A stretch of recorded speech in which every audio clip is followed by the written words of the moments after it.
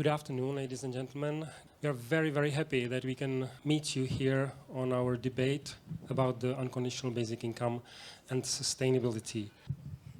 I would only like to briefly thank to everyone, because this is like going to be my long-term dream started to fulfilled. I devoted to the idea of basic income like more than 6 years of deep studies and trying to understand the discourse around that all over the planet.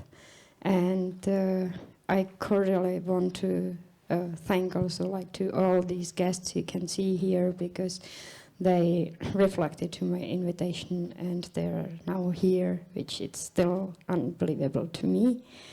And at least as much as you all are together, I'm interested into this discussion going to happen, because I certainly believe that this topic needs to be introduced to Czech Republic in the whole dignity of this idea, and that we deserve as a society like a better chance to live together.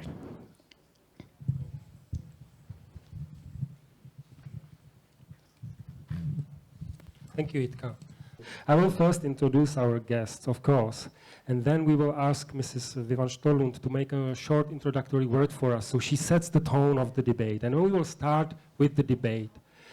Then we actually fulfill the first part of the debate. We will invite one of you who would like to ask the question or make a remark to actually sit with us in the circle and complete it. So please prepare, maybe you have questions for our speakers as well. And now about our guests. So first of all, Mrs. Vivan Storlund, who is a lawyer and the social investigator and also the expert on degrowth models and long-term critics of concept of the GDP and waged work. We also have Mrs. Adrienne Göller from Germany, artist, so to say. She also was a researcher and culture former president of the Hamburg University of Fine Arts. Her main topic is the acceleration, which is a very interesting concept of connected with the degrowth and the sustainable economies. We also have Mrs. Angelina Kussy, the anthropologist from Spain, originated in Poland. She actually made a very, very nice speech about the anti-productivism, so we are happy to hear more. We have here Mrs. Magdalena Davis, the co-chair of the Green Party, and also she is actually mayor of town Mníšek pod Brdy, so she is very close to regional politics. I do not want to forget about Miss Sharka Humphrey, who is the lawyer of the Trade Union of State Bodies and Organization, so extremely expert in waged work and actually the work values and the judiciary point of view. And last but not to be the least, our only male guest here, Mr. Tadeáš Žďárský, the economist, the environmental economist, and the representative of the Na Zemi, or On the Earth organization, the educator and long-term critic of grow economies. And now I would like to ask Mrs. Vivan Storlund to give us the few opening remarks. Thank you very much, and I'm very, very happy to be here and happy to be able to present my views on why we need a basic income. I leave it to others to then say how it should be financed and the limits and so on. But there are so many reasons why we need a basic income. So I consider that basic income is or a lot of people say that basic income is not a panacea or a solution to everything. I consider that it is, and I consider that it is a magic wand. And once when I was challenged on what grounds, I made the following list. Basic income would counterbalance injustices and undo knots in institutional structures and practices that have passed their best before date. And this has very much to do with the public sector and legislation that has not followed social change and instead make people unjust victims of unfair laws. And then when it comes to the business sector, basic income would reduce the price that people have had to pay for reckless behavior in the financial and business world. And we have, of course, the economic crisis of 2008 in fresh memories, and how a lot of innocent people had to pay the price for things that others had caused. And then it would favor entrepreneurial activities that are more focused on people's need than what big business does. Because I think we all know that big business does not care so much perhaps about us ordinary people, whereas if you are an entrepreneur, you would be concerned with how your activities count for other people. And then, my favorite point, it would favor artistic work, contributing thereby to a greatly expanding sector that does people good and does not burden Mother Earth. And in fact, the creative sector has been expanding greatly, and it has overtaken a number of industrial functions. So it shows up in GDP, but artists don't get the fruits of their labor.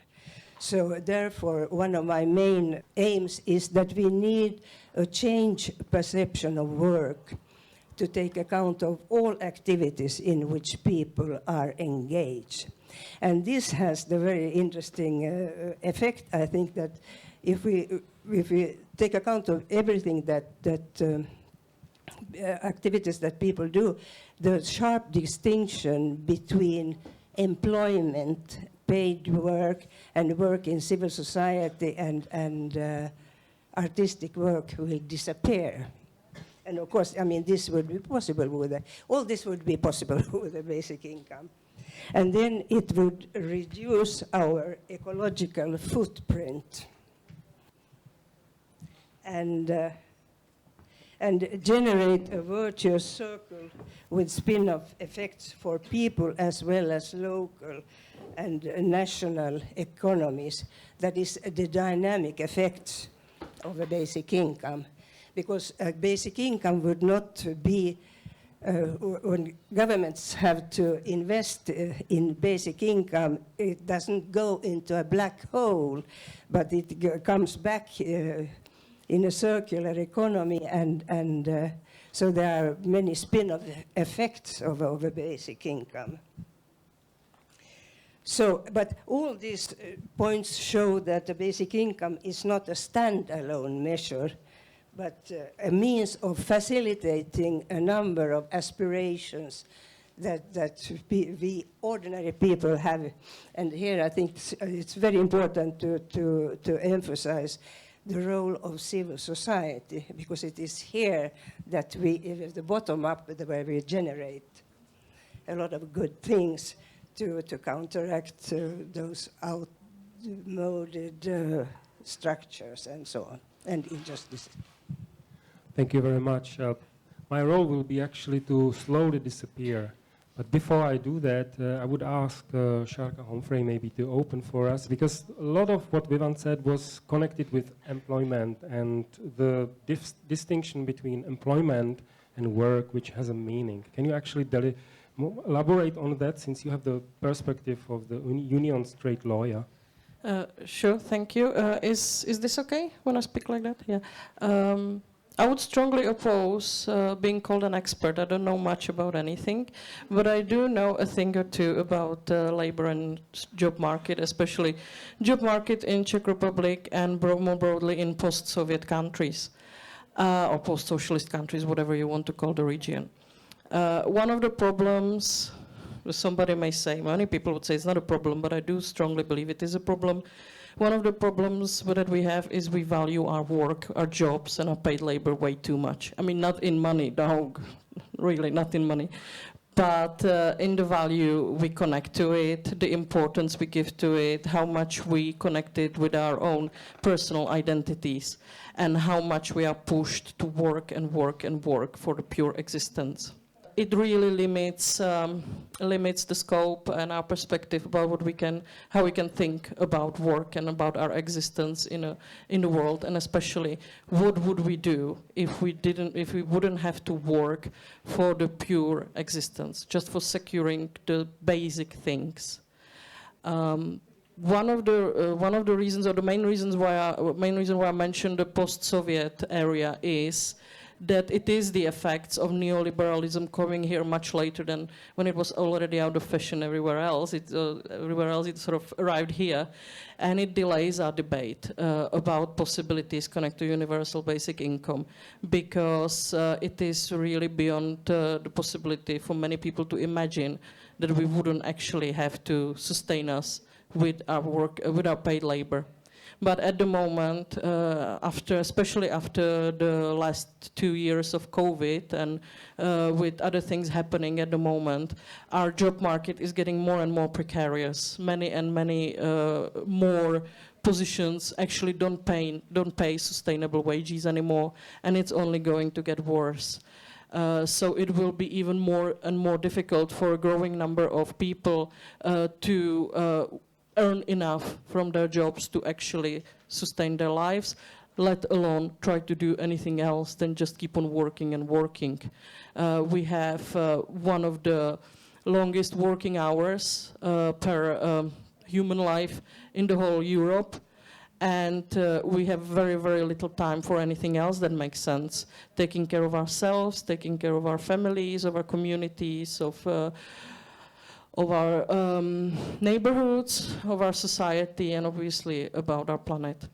So to end on a questioning note, because I don't have any answers, I only have questions. I think the biggest question that we can, in this connection, to pose is how to overcome the strong sense of value and identity that we connect with our jobs, with our paid labor, and how to think about something more interesting than just that. Thank you. Thank you very much for that. And yes, exactly. I wanted to ask Angelina to react because a lot of her remarks on waged work from yesterday's speech was. She made a great intro. Thank you. Well, first of all, I'm a little bit surprised, of course, positively, that representative of a labor union has this kind of views, because normally it's like we anthropologists are crazy for labor union leaders, because, of course, many labor unions actually dedicated time to reinforce the concept of work and to defend the work and not workers, right? And I also think that it's wonderful that you stress the importance of our region and our context, because I was actually now Googling the famous sentence which was in the constitution of 1980, Russian constitution, and so it was like influenced in general in our region. Work is a duty and a matter of honor for every able-bodied citizen, in accordance with the principle, who does not work, neither shall he eat, or she, right? That was very strong. This is like in even the generation of my parents, because I'm from Poland originally, even I have been living in Spain for 6 years. They just grew up with this sentence. They don't even remember it, they don't know it, but they have it in their bodies and in their minds. And I think that this work ethic is especially strong in this region, and it allows better the neoliberal exploitation, because we know, like, we compete with cheap labor here. I mean, here now I feel like I'm in Poland and Czech Republic at the same time, and not in Spain. And in Spain, this work ethic is not so strong. I mean, it's global, of course, but it's different. And I remember that the husband on the sister of Marx, who had that famous book on how is it called? Like the, can you repeat? The right of laziness, right? Yeah, yeah. Yeah. Schwiegersohn. It was the... No. It was the husband of Marx's daughter. Yes. Yeah. Schwiegersohn. Brother-in-law. Yeah, but an important thing is that that he was one of the most important anti-work people in times where they were trying to impose work as a common sense, both leftist and right-wing people. So Marx actually said that if he calls himself a Marxist, I'm not a Marxist by myself. Yeah. So it also shows that this labor ethic is very strong on the left and on the right. What I wanted to say, because I mentioned Spain, and I said that in our region it's stronger, this ethic, because in that book actually he said that the last revolutionary subject is in Andalusia, because they know the value of the free time and not of work. Would you actually like to continue on that moment? And if not, it's the question came to my mind to Magdalena, maybe. Magdalena, okay. You are a practicing politician. Do you think that you can actually cause the civil society or civic audience to attract them to a political agenda of the party by promoting this? Or do you think that we are not that far? Well, first of all, before I answer your question, I was just thinking, where do I stand as a worker? And I have probably like a average amount of hours that I work a day between 14 and 16. So I'm not a very good lazy person to promote slowness. And at the same time, I really strongly promote the idea and the discussion on the unconditional income. And that's because I think it gives you the freedom to do what you want to do. So if you want to be a workaholic, you can be. But if you don't want to die of hunger, then that allows you not to die of hunger. And I think, going back to your question, whether this is a popular thing, it is not a popular thing in the Czech Republic. I think, let's face the truth. And at the same time, I think it's very pregnant idea, let's say, for this society. Because I think after having experience of COVID for 2 years, and I must say, as a mayor of a small town, I've been experiencing what it does to society. And I have experienced families who gone through great stress and then associated psychological issues and sometimes disease and great uncertainty. And it has its cost. And I think if we talk about the whole idea of UBI, then I think at some stage we have to come to a very philosophical point. And I want to mention right at the start because I think it's important, at least to me, in this debate. And the question is, what is the purpose of the human existence on this planet? And I think there are a number of concepts that we can use. I'm a biologist by education, and I could say the purpose of humans here is to survive. That's the biological and ecological purpose, right? And there's a lot of other animals on this planet that have the same concept. But me as a human being, I refuse to accept that I'm here only to reproduce and die. There's also economic concept, which says human beings are here to generate growth and GDP.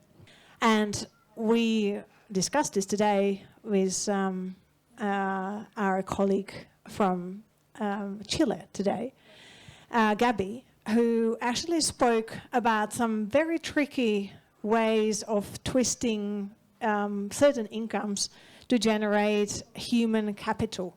And that's something that really stuck with me. So basically you support people so then they can generate more growth and generate more GDP. So economically in our world that we live in, economically it makes sense, but at the same time, as a human being, I refuse to believe that my only purpose in this world is to generate GDP. And then we can have a look at philosophical point of view. We are here to leave some great concepts behind. or we can have a look at some spiritual context of what is the purpose of human existence in this world. And we can all have our own spiritual concepts. And I believe that if we have some concept, philosophical or spiritual, which says there's more to our existence than to generate GDP or to reproduce and die, then we surely need to come to a conclusion that our existence on this planet here should have certain standards, certain dignity, certain ability, because the concept of spiritualism often ends in a very simple sentence, and that is, know thyself. And I think to arrive to the luxury of trying to find out what does that mean in terms of relationship to other people, the love, what it means in the community, I think we need to have some assurance in our lives that we can keep existing, covering our basic needs, and that is to eat and drink and have some cover over our heads, not just for ourselves, but also for our children, maybe for our grandparents and for our parents. And I think until we make that connection in our society that this is a human right that we want to support because we believe that we are more than generators of GDP or reproduction, then until then it will be a very difficult discussion. But I believe that this is an opportunity to expand towards changing the basic paradigm of our society towards that question. Well, thank you very much. This was very articulate. Yeah. And Adrian, please. That continue. is wonderful. Thank you so much for that, because it changes immediately the level of the way we talk about it. I would add something. I'm a psychologist by formation, and of course I understood that people, it's not only about housing and it's about being yourself, experiment with yourself. You are a human being needs to have a resonance. That you know from Entwicklungspsychology, so development psychology. If there is no resonance, you are poor. And what I also understood, the chronicle fear that you will not have enough to live and not enough, no perspective, and maybe your kids, and so it stops. It's the worst enemy of all creativity in solution. I'm not talking about creativity in science in terms of art, yeah, because there I'm a bit skeptical. We already have too much bad art, so I don't want to have 100,000 more of artists finding that this is their way of expression. But I would love to have more people being able to touch their creativity in finding solutions for their own wishes. And I think the biggest challenge and also the biggest lust together with basic income is that there is dignity in it. All of a sudden you feel, there is a music inside. It is, I have the right. I have the individual right as a human being to be able to do what I want to do. And I think the most intriguing short sentence for me at least, for the basic income is a shift of paradigm from I have to and I must and I should to I could, I would love to. And this changes, of course, whole a society, whole. And that is, therefore, I mean, the right of happiness is, yes, it is a human need, I would say. And therefore, we need some conditions and fundaments, and then we can start to be part of a community, of a collective. If the personal anxiety and fears are so, and we know as a human being we have the right to survive in a decent way. And therefore, I mean, that is maybe, it's only to give you already the idea. More and more I think about, I don't want to talk anymore only about basic income. I consider it as livelihood. I want to make us understand that a basic income could be defined as a livelihood and a way to make our existence happy. And I think the best way to be in cooperation with the planet and not in exploitation with the planet is to be happy. Thank you. I would actually like to dwell in the philosophical heights, but maybe there is another level of thinking which we can now engage, and that's our environment on the law of the planet. So what does the environmentalist has to say? Do you think that having the basic needs and dignity covered would help people to fight the crisis we are facing now? Please, Tadeusz. Yes, I mean, obviously the first question you raised, like if we want to tackle environmental issues, climate change, biodiversity loss, we cannot do that while people are struggling, or it cannot cost people their livelihoods, right? That's why it's very tricky to speak about transformation from fossil fuels, you know, coal, but not only that, and I guess I've been invited here to talk about or present the degrowth perspective, and it's not about only reducing these kind of sectors or shrinking those, but actually way more, like for example, automobile industry, industrial beef, fast fashion, right? All these things that require huge amounts of material, huge amounts of energy, and yet don't end up contributing to our well-being or are very easily replaceable, like, let's say, cars with public transport, right? So from this perspective, I do think that any eco-social policy needs to be social first.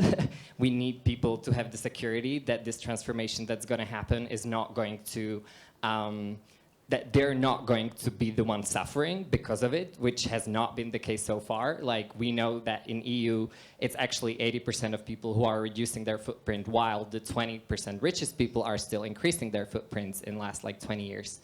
So I do see universal basic income as an important redistribution mechanism, but not only that.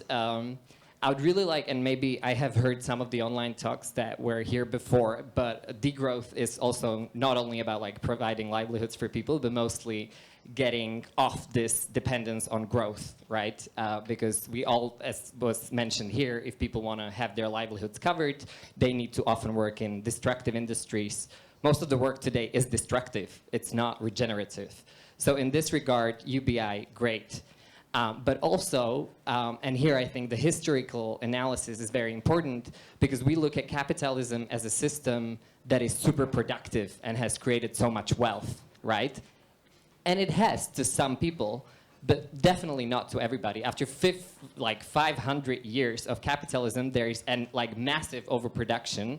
There is still people living in poverty all over the world, and this numbers are raising. Here in the Czech Republic, like we can, as you were saying, and we talk probably to people who are affected by these things.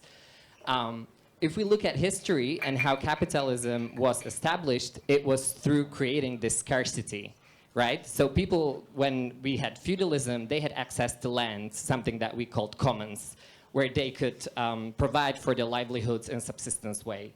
What happened later on was that the ruling classes came, took these rights off them, privatized those lands, and suddenly we have this consumption production thing starting, right? I need to go to work in order to pay taxes or to actually like eat, because I cannot grow my food anymore because I have no land.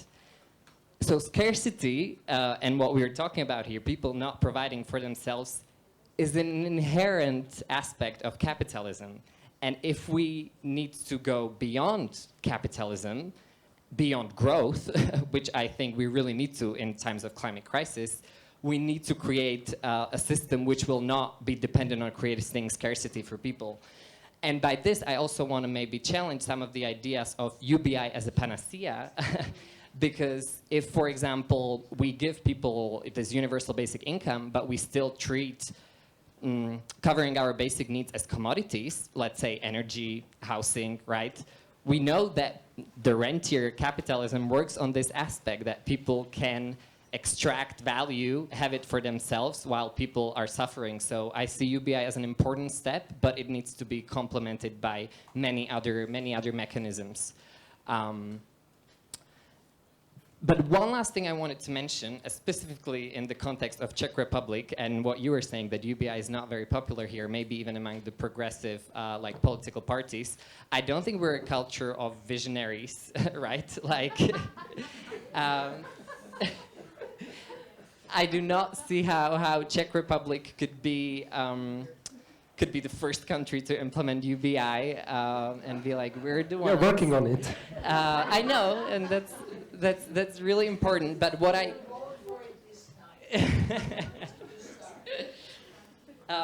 do want to say, though, that there are now like people suffering on the ground, and I think the UBI idea is far away in our context, unfortunately.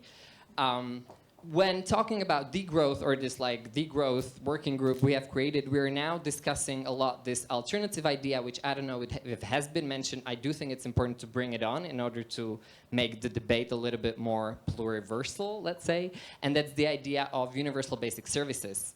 And that connecting it to the livelihoods that you talked about, that it's not just about having money to buy things, but actually having access to fulfill our needs.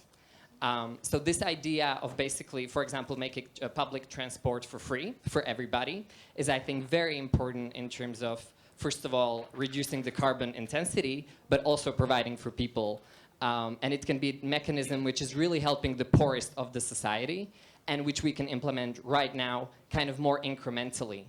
I think UBI is, and also what we talk about, you cannot give just a certain amount of money because it won't produce the results, right?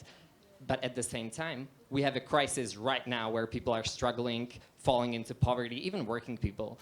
So I do see this idea of universal basic services as going in that direction and possibly being combined with universal basic income. But I think in terms of when speaking strategy, I do think it's important to have even tools right here, right now, that we can implement to help people to like, not only survive, but also thrive.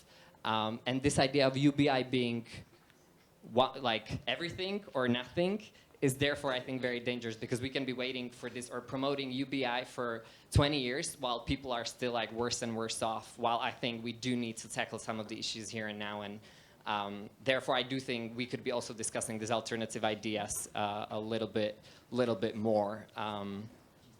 Yeah.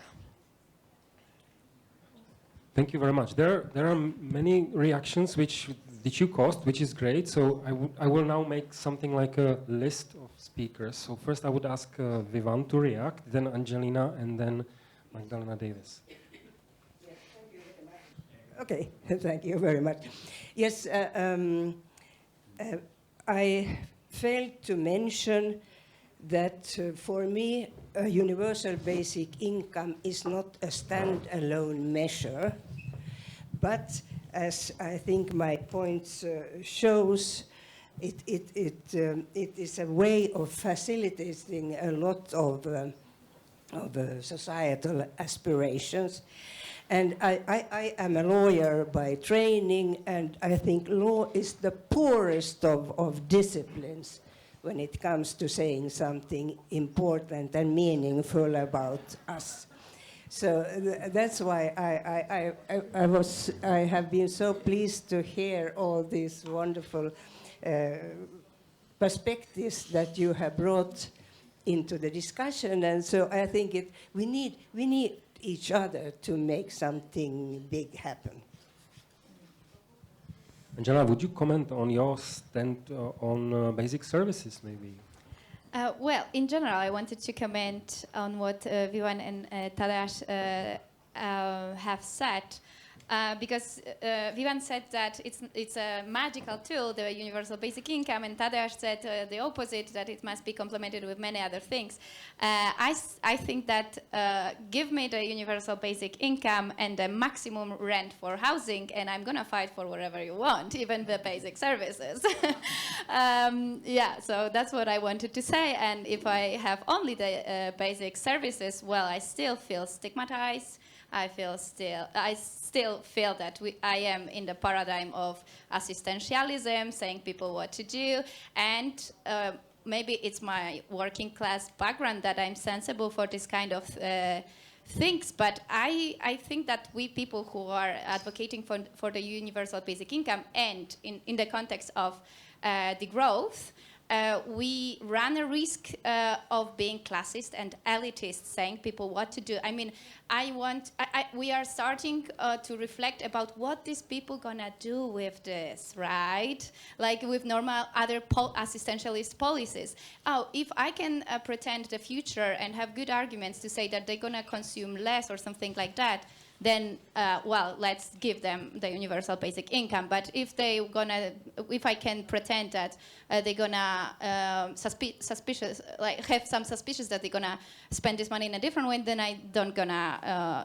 like fight for this or what. It's very classist and elitist, and I think that we should more think about the possibilities of what we people who already are making a lot of efforts for changing the world, changing the system, what we would do with the universal basic income, and not so much thinking about what the majority of the society or someone would do, and like have this, I don't know, this security, because if we give the people only the basic services, then we are secure that they're gonna not be consumers or something like that. But we not I tried to say that also in my speech, but this topic was raised up also by you both, that we do not give the people the possibility to really show us something totally different that we can't even imagine right now, right? With basic services only. With the basic income, we have more possibility to do that. Well, basic services cause a lot of ideas here. So before Tadeusz reacts, I would ask Magdalena Davis, because she also wants to react to you, so then you can react to both. Okay, so first of all, I have to say I love Tadeusz and his concept of great degrowth, and I deeply admire what you do. So I needed to say it first before I say that I disagree with what you said about the basic services. I think, despite the fact that I see where it's coming from, I think we may be on a similar, slightly derailed path of NGOs who come to Africa or India or Asia delivering canisters for water or school books or whatever, because of course it's great to help kids to study, or it's great to help mothers carrying the water. But the truth is that what can happen is that you can deliver canisters for water to those who need books, and you can deliver something else to those who need food, and so on. And so I think one of the things that I took from UBE is the fact that you give people freedom to do whatever they want with their money, including deciding for themselves what is their real need. And so you may have a situation where someone doesn't need to use public transport because they work only 10 meters away from their work. What they need is to buy specific gluten-free food for their child who is allergic, for example. And so the free traffic will do nothing for them, and they will still be in a real struggle for life. So one of the risks, of course, that we often discuss about UB is the fact that it can be prone to corruption. For example, states in India, when they passed down money for poor, 60% of it disappears on the way. And so if you give people money, you feel like, someone could take advantage of them and take it away from them, and so it's better to give them free transport or whatever. But I think if you take away that concept that UBE is giving people freedom to decide for themselves what's the best, then you're losing the whole benefit. Now it's your time to react, Tadeusz, please.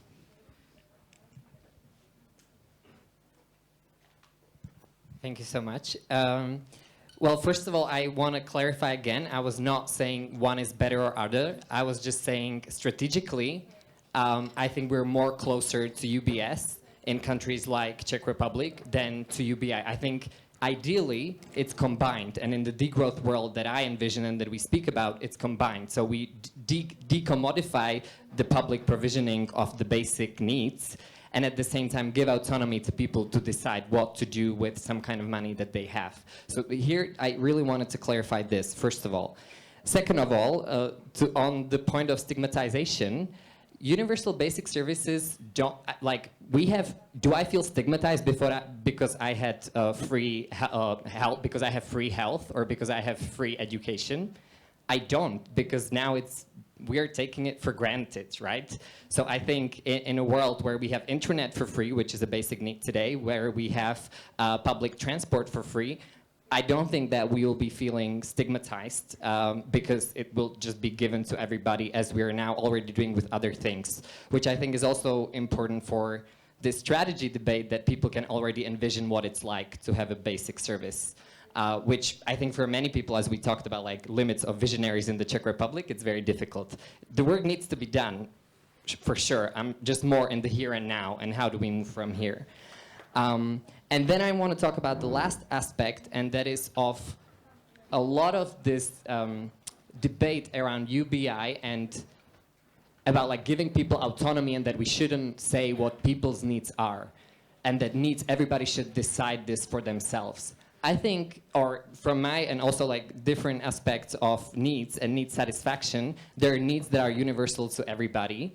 And then we define like the different strategies. But I think everybody has a need for transport. Everybody has a need for housing. Those are, by saying that you have this need and you should have it covered, I'm not being paternalistic. I'm just saying that those are the things you're entitled to. And I think the ways in which we can deliver universal basic services, it shouldn't be top-down, state, bureaucratic, right? It should be way more involved with citizens doing this work and having money to do that from the government. But I think it's important to kind of not be in this mindset that whenever we collectively decide what's good for society, that's being paternalistic. Especially in a time where if we give growth, if we give people universal basic income, then it's not only economic structure that we are forced to work more and more, but also the growth ideology that I think most of us here are, that it's deep in us. So it's not only that we're increasing GDP, many people, most of the people in the world want to increase their income regardless, and that translates then into bigger GDP. So I'm a little bit skeptical of giving people in a capitalist society UBI and that translating into like end of capitalism. And again, I want to say I am 100% for UBI. I just want to like also bring some critical elements and other policy proposals that can be more maybe useful while getting to UBI, if that makes sense. Yes, that makes sense, and it actually shows us that there are very different stands to the ground points, because you actually described the strategy which the UBI promoters do have in mind. And since we do have time, we can actually still stick to the topic, and I would like to ask Sharka to comment on it. Thank you. I have 3 slightly incoherent remarks. First one, whenever I've been on a panel with one man only, it's always the man's remark that showed the way of the discussion, and interestingly, it happened again. No offense, nothing personal, but I do think it's worth pointing out. It always ends up with the fact that everybody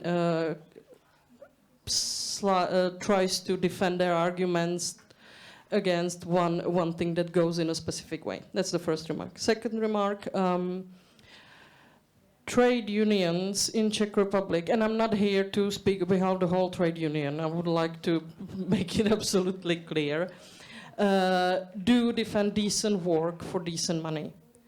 That's a strategy that we've been pushing for the last few years, and it really underscores what I said, the fact that the huge and bigger growing part of the job market is not going in that way. It's just not providing sustainable wages.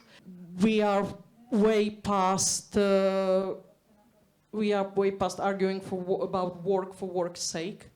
Yeah, that's one of the things that I don't think.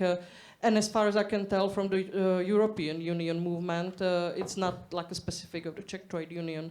It's time to discuss with regards to the fourth industrial revolution, the future work, and also with the concept of just transition to green economy, the fact that there should be less human work, especially the not decent, dangerous, cancerous, low-paid, extremely precarious work. That's the work that should go. Yeah, the full employment, or the idea of full employment, is really no longer a universal trade union strategy, which obviously brings us back to my main point of view, which is we shouldn't really just value our paid jobs. And the third remark I would like to make is strategical. When we speak about universal basic income, we always hurry to come up with arguments about the great things that people will be able to do, and how the society is going to prosper and thrive and make us all very better. And I do find that also, I agree with you. I do find that elitist and classist, and also unnecessarily utilitaristic. You know, we were just sort of like. It's just a continuation of the strong work ethics debate, only about the different topics.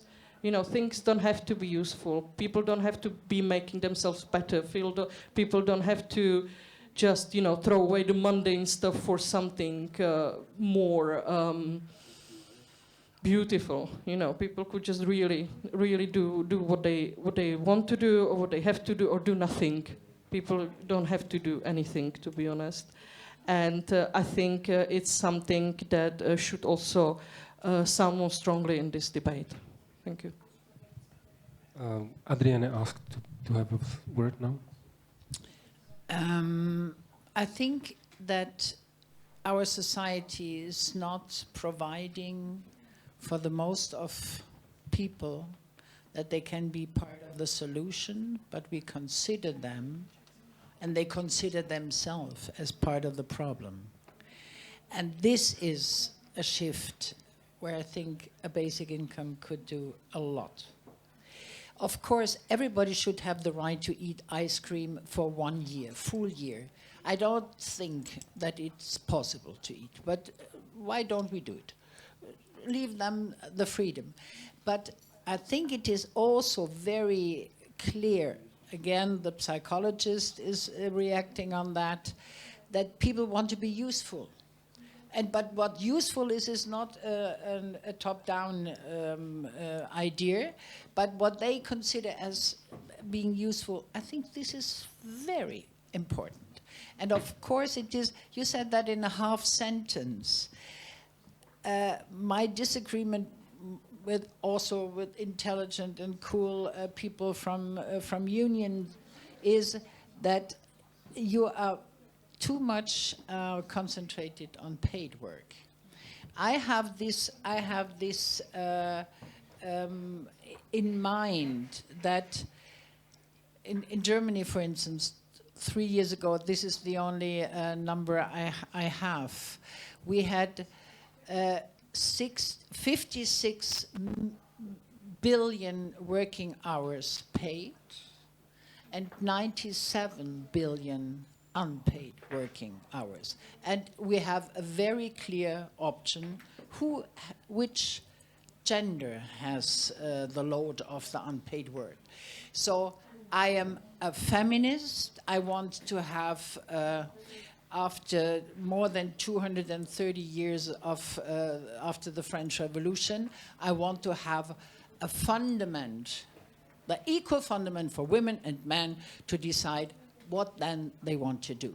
This is one point. The next point is we will face, of course, a big revolution. Maybe I say revolution because algorithm will take over a lot of work.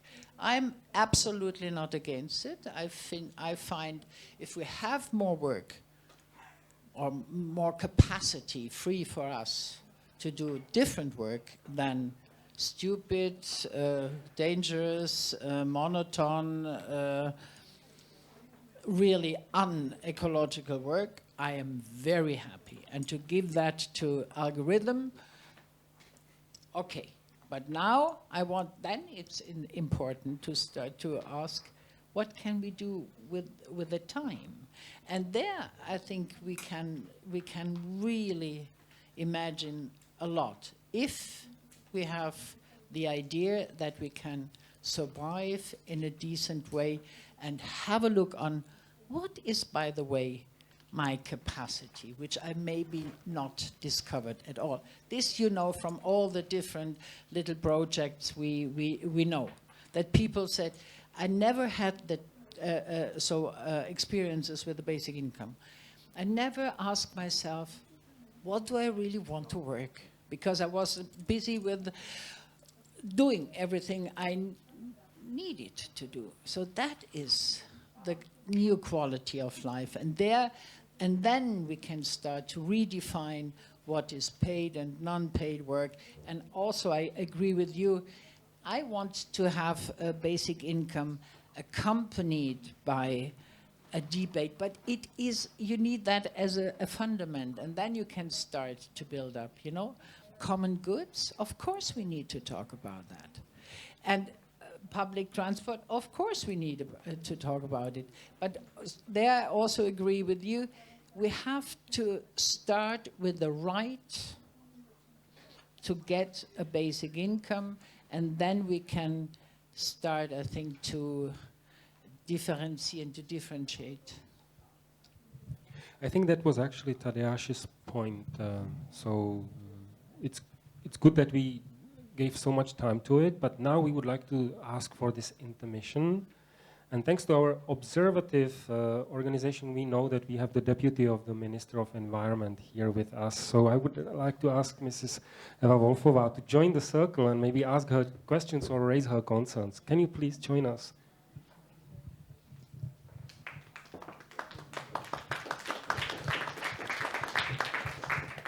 Thank you for joining us.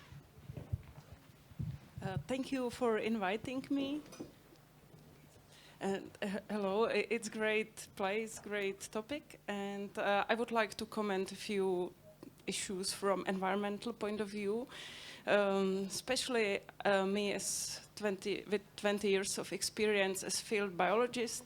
I know that the landscape is quite destroyed by intensive agriculture and forestry, and we try to protect species in protected areas, but we see that they are extincting anyway, and the landscape is not sufficiently, ecosystem services are not functioning enough to support biodiversity. And the ministry is today pushing to change these intensive practices, and we are speaking about strategic plan of common agriculture policy to be more supporting water retention, ecosystems recovery, and soil regeneration, and also biodiversity. So I hope all these issues are very connected with people's wealth, and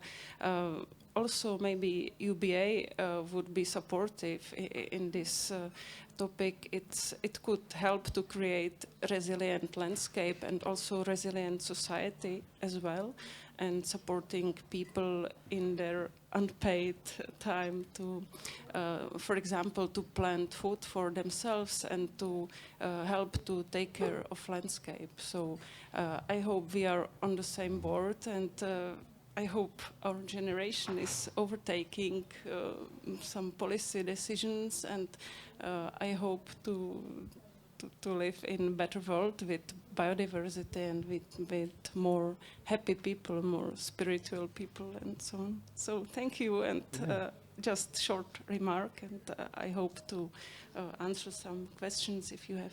Thank you for input, and I would like to ask Magdalena. Thank you very much, and I'm very happy to see Eva Volfová here, and I'm glad that she said what she said. And at the same time, I wanted to point out that I think it shouldn't come across that the benefit of UBI is that people can sit and kind of philosophize about their life and do nothing. I think we still must not forget that we live in a world where farmers who don't use pesticides actually don't make living, or make such poor living that they maybe manage to make enough food for themselves or a small community, but not for everyone. And I think those are the real policies I think that need to change, because if that continues, and it's not just in the Czech Republic, it's France, it's Germany, it's a lot of other places where Poland, where this is happening. And I think unless we tie those policies that go deeply and historically into agriculture connected to chemical production, and then, of course, production of food, which comes back to what we talked about, that there are people now post-COVID and post-Ukrainian war with all the prices who cannot afford even the cheapest food, which is produced with pesticides and so on. And so I think this is one of the things that we really need to start tying into this whole topic, because it's really important. Thank you. Thank you so much. So maybe we can ask Angelina, who thinks a lot about the connection between environmentalism and UBI. Can you elaborate on it? Thank you. It's not that I think a lot about it. I just prepared myself for this event. But thank you, Magdalena, that she actually had one of the greatest arguments that people who actually do good for the planet, they can't make a living, right? That's a very good argument for linking the universal basic income and the environmental issues. I will come back to my more anthropological soul and more theoretical approach when talking about the intersections between ecology and the universal basic income. Why we have to talk about work so much? Not only to reclaim our right to the free time, our rights as citizens, and so on and so on. Even, of course, we have the right to reclaim that right. That's for sure. But from the environmental point of view, it's a crucial debate about work. Why? Because it goes so deeply, decentralizing, deconstructing all the productivist and economic thinking, because it brings us to the very beginning of what we think about the human nature. And we know that economists always say something about the human nature and so on, and that's why they justify the system.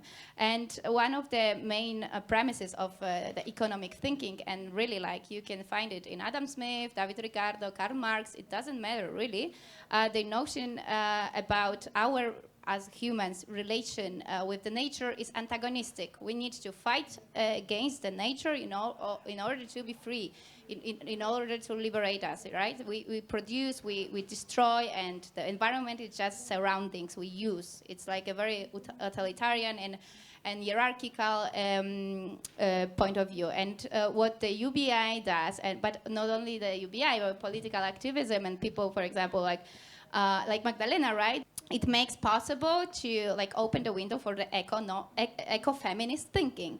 Not productivist, but the eco-feminist thinking, which is based on the concept of interdependence, not antagonism, not domination of the nature, but we are interconnected. We contribute to the world even we don't know that we contribute, even when we do nothing. It's impossible to do nothing, right?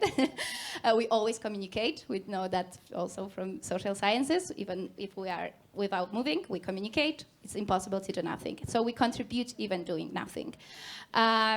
So the universal basic income, how we justify that we should fund it, from where should we take the money, why it's our right, what are the commons, why it's not giving money to the people for free, but giving back people the dividend from the commons that were stolen.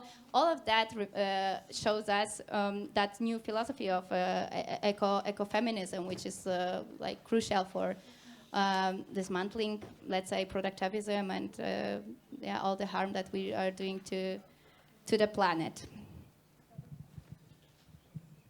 Thank you very much. So that worked. Thank you very much for your input.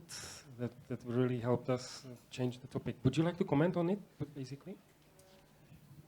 No, not anymore. Thank you. So then, we would like to ask the audience for questions.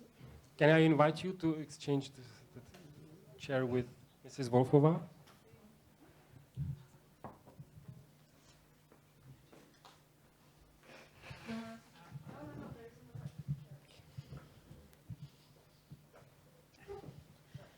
Thank you. Shall I speak English? Okay. So, my name is Lenka, and I have a beginner's question. And it is that I can imagine somehow that universal basic income works. It makes sense. But I can't really imagine the way how to get to it. What's the transformative steps we can do? Because, for example, I imagine there's some unconditional income for everybody, but who's doing those jobs who nobody wants to do? Like it's, like, I don't know, the factories, waste management, whatever. So that's the part of the question. And the other part is, but maybe it would somehow in process, those jobs would just stop to exist, maybe. That's the transformation of the, and then the point of the universal basic income. And the maybe for me more important question is what I can do as a Lenka, as a common person, to introduce this topic or to make it more alive. Mm-hmm. Thank you very much. You made it very articulate. I will ask Magdalena to answer the question, the first one, or comment on it, and the second one, what to do. We will actually leave it for later, and we will answer it together. I ask the audience, if you also have some questions for Mrs. Volfová, please feel free to prepare, and you can raise your hand later. But now, Magdalena. I'm here also to represent the Green Party, and it is to be said that the Green Party of the Czech Republic does not have universal basic income in its program. I need to say it. So you wouldn't be looking for it. However, it has have what Lenka's asking about, and that's those gradual steps. So I really believe that universal basic income is not going to happen by someone saying, from tomorrow we're having universal basic income. But it can be slowly implemented, and I think it really needs several different approaches. But one of them is to try some sort of income for everyone on all levels. And in the Green Program, for example, we have been trying to implement that by having some basic pension for everyone, that everyone gets the same. And on top of that, you get whatever you deserve in terms of the number of years that you've worked, number of children, and so on. But there is a certain level beyond which no one actually falls. The other thing that we can talk about, and it has already been in debate, is, for example, the climatic dividend. Something, or the when you have relief from taxes, and instead of being able to claim relief from taxes, you actually get that monetary income as a portion of money, and can be very small. I don't know, it can be 2,000 crowns a month or 20,000 a year. But you start with something that people know is coming. No matter what happens, it's something that they can rely on. And the other thing I think that really needs to happen is to find, similar to Finland, similar to Kenya, similar to Canada, Germany, we need to find a region in the Czech Republic where we're going to trial it. And I think if we have certain data from a particular region where you have your classic test group without UBI, and then your test group with it, and then you can actually scientifically evaluate it, then if you measure something, then you can manage something. Without it, you can't go any further. Yes. This is my favorite question. Who will manage the waste? Because very often, if I do it alone, I start to say, okay, can we afford it? Yes, but people say. And who is going to do, or is doing the waste management? I can tell you, these people from the waste management are highly active in unions. They are very well paid, and if you ask them if they would stop working, they ask you if you maybe have a problem, yeah? Because they would not stop working, but they would eventually, or very clearly, they would reduce work.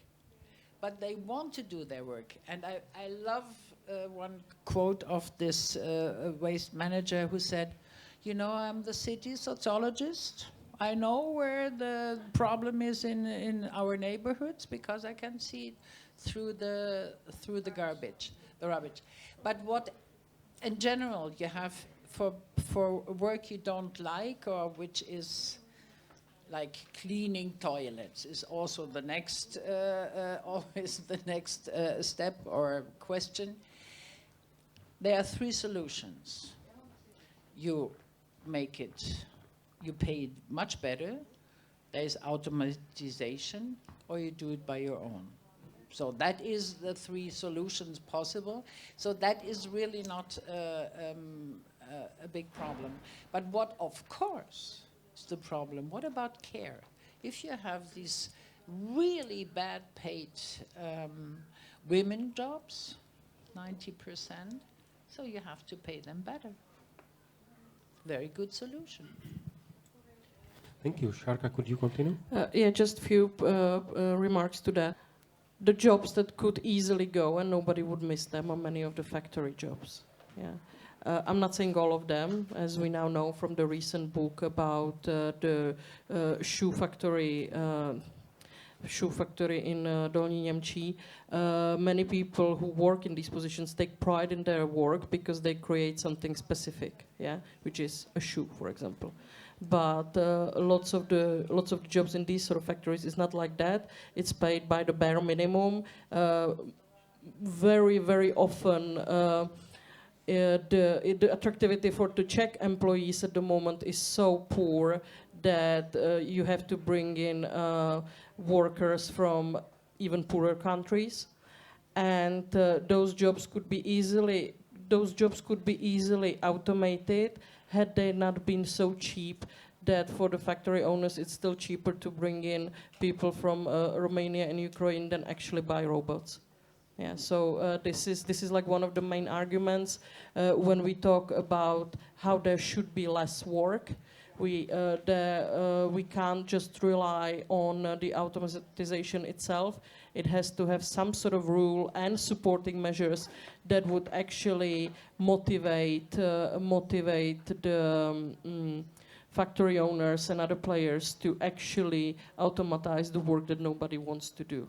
And that is not really very much of a benefit. That also contributes to the global overproduction and other things like that. The other jobs, and I would really like to thank you for raising that out. The feminized jobs in care and in social services and in healthcare are jobs that should be really paid much more. They are not so easily automatized. Not as of yet. We do value the human touch, maybe sometimes even a bit too much, but we certainly do. But those jobs are really underpaid, and that's something that should be attacked by paying it more rather than trying to automate it and minimize it. Thank you. Yes, please. I have just a small remark to both of you that there's a lot of unpaid care. No, it's not even considered a set job. May I very briefly comment on that? That is another problem of when we speak about how people are, or when I spoke about how people are so tied to their paid jobs because they have to sustain their existence, is that there is a lot of care that's either unpaid and you don't have enough time for that, or that you have to delegate to somebody else, usually to some woman that's underpaid and either works formally or non-formally in much worse conditions. And while there are some caveats to that as well, it's not like a straightforward would work. The general decrease of paid labor could help with the very problematic and catastrophic situation in unpaid care and in unpaid labor and in care. And also given the fact that the whole population is getting older and there'll be more of need of that. Before we would thank to our participants from the audience, is there more questions, even from the speaker to Mrs. Volfová or to other of the speakers? Yes, there is. So the last one, please, Mister. Can you please exchange the seat with Lenka? Hello, I'm Mikuláš. What do you think, what your intuition says about the impact of UBI on fertility? Would it increase it or decrease? Sharko, you have the microphone. Yes. What is your intuition? Yes, I also have an opinion, but it's certainly not an expert opinion. But first, to be said, I think there's more than enough people on Earth. I don't think when I wrote a few articles about pro-population politics, and my main argument is we don't necessarily have to rush people into a higher fertility rate, but that's really just my personal remark. Yeah. This was not where the question was heading. Yeah. What I do think is that. And we know it from the data is why people have less children than they would like to, that they would personally like to, is especially in Czech Republic influenced by the economic insecurity and by the catastrophic housing market. So while I would not like to speak in absolute numbers, I think it would be good to give the families option to really decide based on their preferences rather than on the economical needs. They should have as many children they want to, not as much as they can necessarily afford. I only have a number from India, or an approach from India. In India and of course also in a lot of countries in Africa,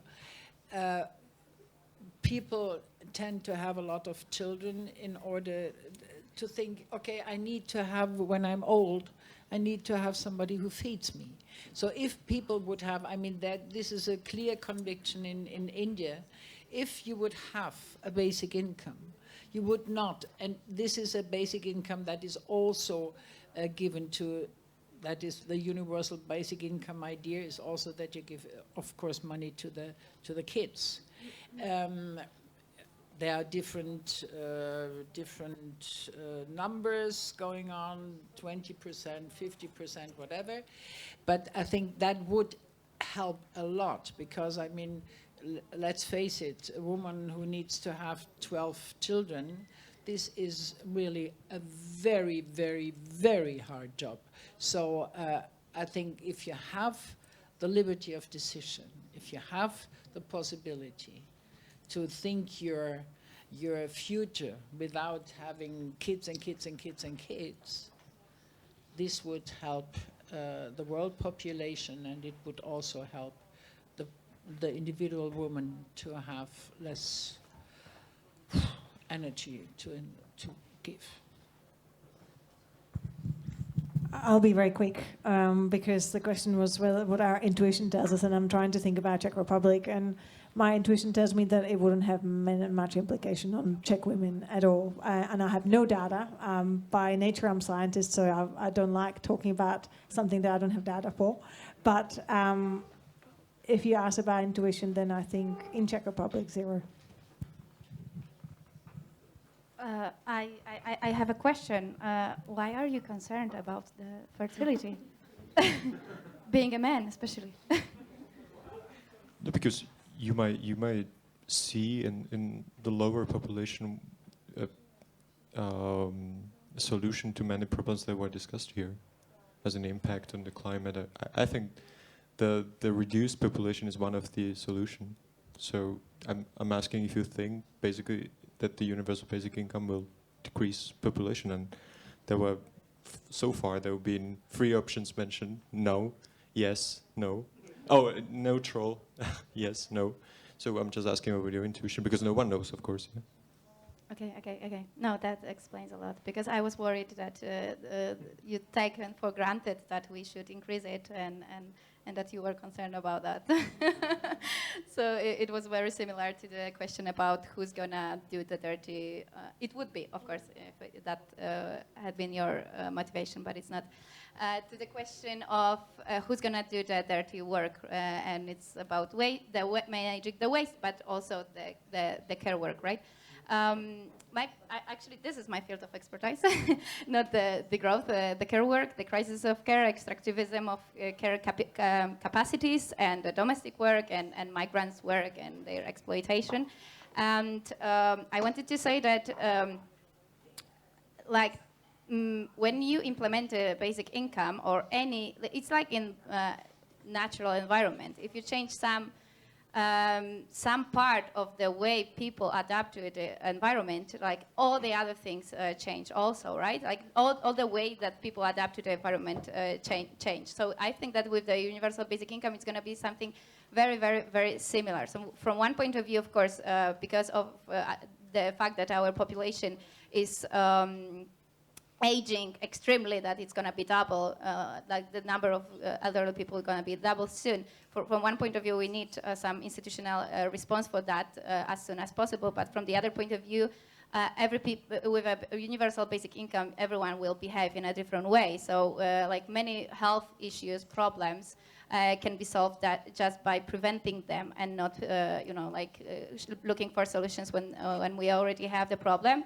We know that mental health is related to physical health, and so on and so on, and we know how it's hard to live in such a stress like we live now.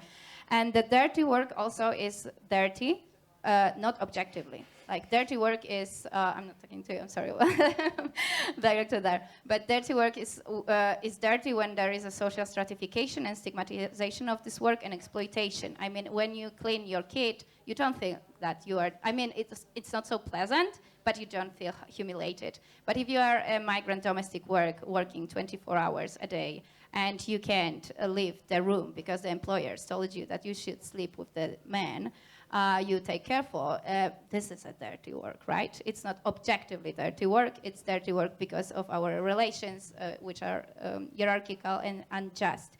So I think that with a universal basic income, we would, when it comes to the dirty or caring work, we would have that possibility first to fight for institutional good response to the care crisis, which is a timing problem, and second, we would just care for each other better and prevent many problems, and stop doing because we want that work and do not consider it dirty, because also if you receive from your society and if you have the freedom of your time, the freedom of decision to decide about your time, maybe you are not so in rush. It's like a stupid example, but even you throw out some trash because you are so overworked that you are just, you can't even think about it. You think that I contribute through my employment, let's give the job to another people. There are some people who are saying that, that you shouldn't actually pick up the trash because you are taking the jobs of some people, right? But if you have more time, if you feel like a subject of social policies and you feel the interdependence and solidarity of your society, you naturally pick up this trash, right? Because you want to contribute and you want to participate in the reciprocity circle, in my opinion.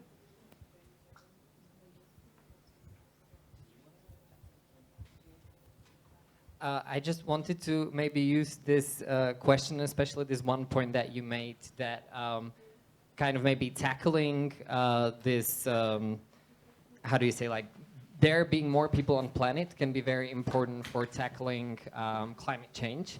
And that is certainly the case. However, I think, first of all, it's a very dangerous narrative. And secondly, as people being in the Western world, 1% of the population is causing more emissions than the poorest half of the population, okay? So I think it's very important, and that's what degrowth is trying to do. It's not like everybody needs to reduce their consumption. No, it's the richest people on Earth, and some of them is also us, who need to like reduce our consumption so that other people may simply live. And I think, in order to bring in the degrowth argument, I think universal basic income, or in degrowth we talk about enough, right? So there should be nobody in the world who has like too little that there cannot live meaningful lives. But also there is this question of limits, right? And the idea of justice for degrowth is not meritocracy, how today's world, right? Like if you don't work, you don't deserve anything. No, it's that everybody should have enough, but not too much. So that everybody could live this kind of life that's not imperial, based on exploitation of people on the planet or of other generations. And I think it's important to bring this in, as the universal basic income is kind of bringing the solid foundation where people can actualize themselves. But I think for the Western world, the question also is, how do we limit? And this is where degrowth gets in with ideas of limiting wealth or income that necessarily needs to be limited if we're supposed to live in a just world. And I'm not saying everybody should have the same income, right, or anything like that, but that there needs to be a limit to how wealthy people get. It can be maybe that the minimum income is, let's say, 10 times smaller than the maximum income, but that it cannot grow indefinitely. Because what's happening right now is that, for example, the 400 biggest yachts in the world that are privately owned are together more contributing to climate change than the whole state of Burundi, right? Which is like super excessive consumption that I think won't be tackled just by universal basic income. Like we actually need to have also the upper limit. And this is where I think it can also maybe be a little bit more, how to say, because I do see that universal basic income, the biggest leverage in it is, I think, changing ideas of justice that are deeply rooted in us. We need to work in order to live, et cetera, et cetera. If we change this, then I think we're on a good course, but we cannot change it just by giving people enough and letting them grow indefinitely, because that will create inherent injustices for people, planet, and future generations. Thank you very much. And actually, Tadashi, can you keep the microphone?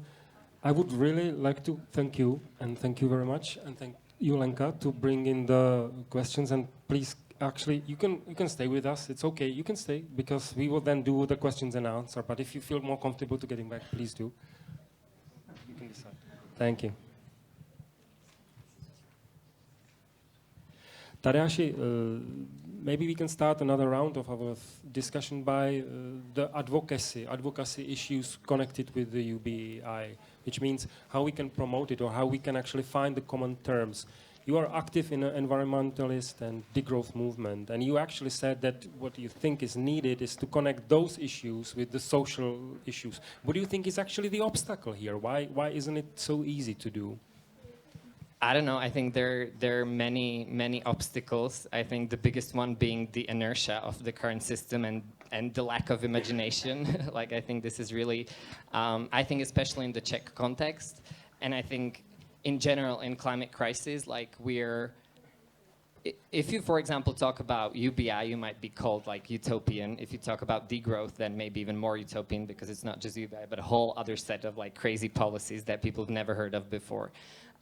However, I think if we just stay realistic, we're pretty sure it's not going to end well. Like, there is no way we can keep on going with a little bit of change in this current system. Like, we need to change it dramatically. And at the same time, in order to do that, we do need to be visionaries and look ahead, not just in the here and now, which kind of contradicts what I was saying in the beginning.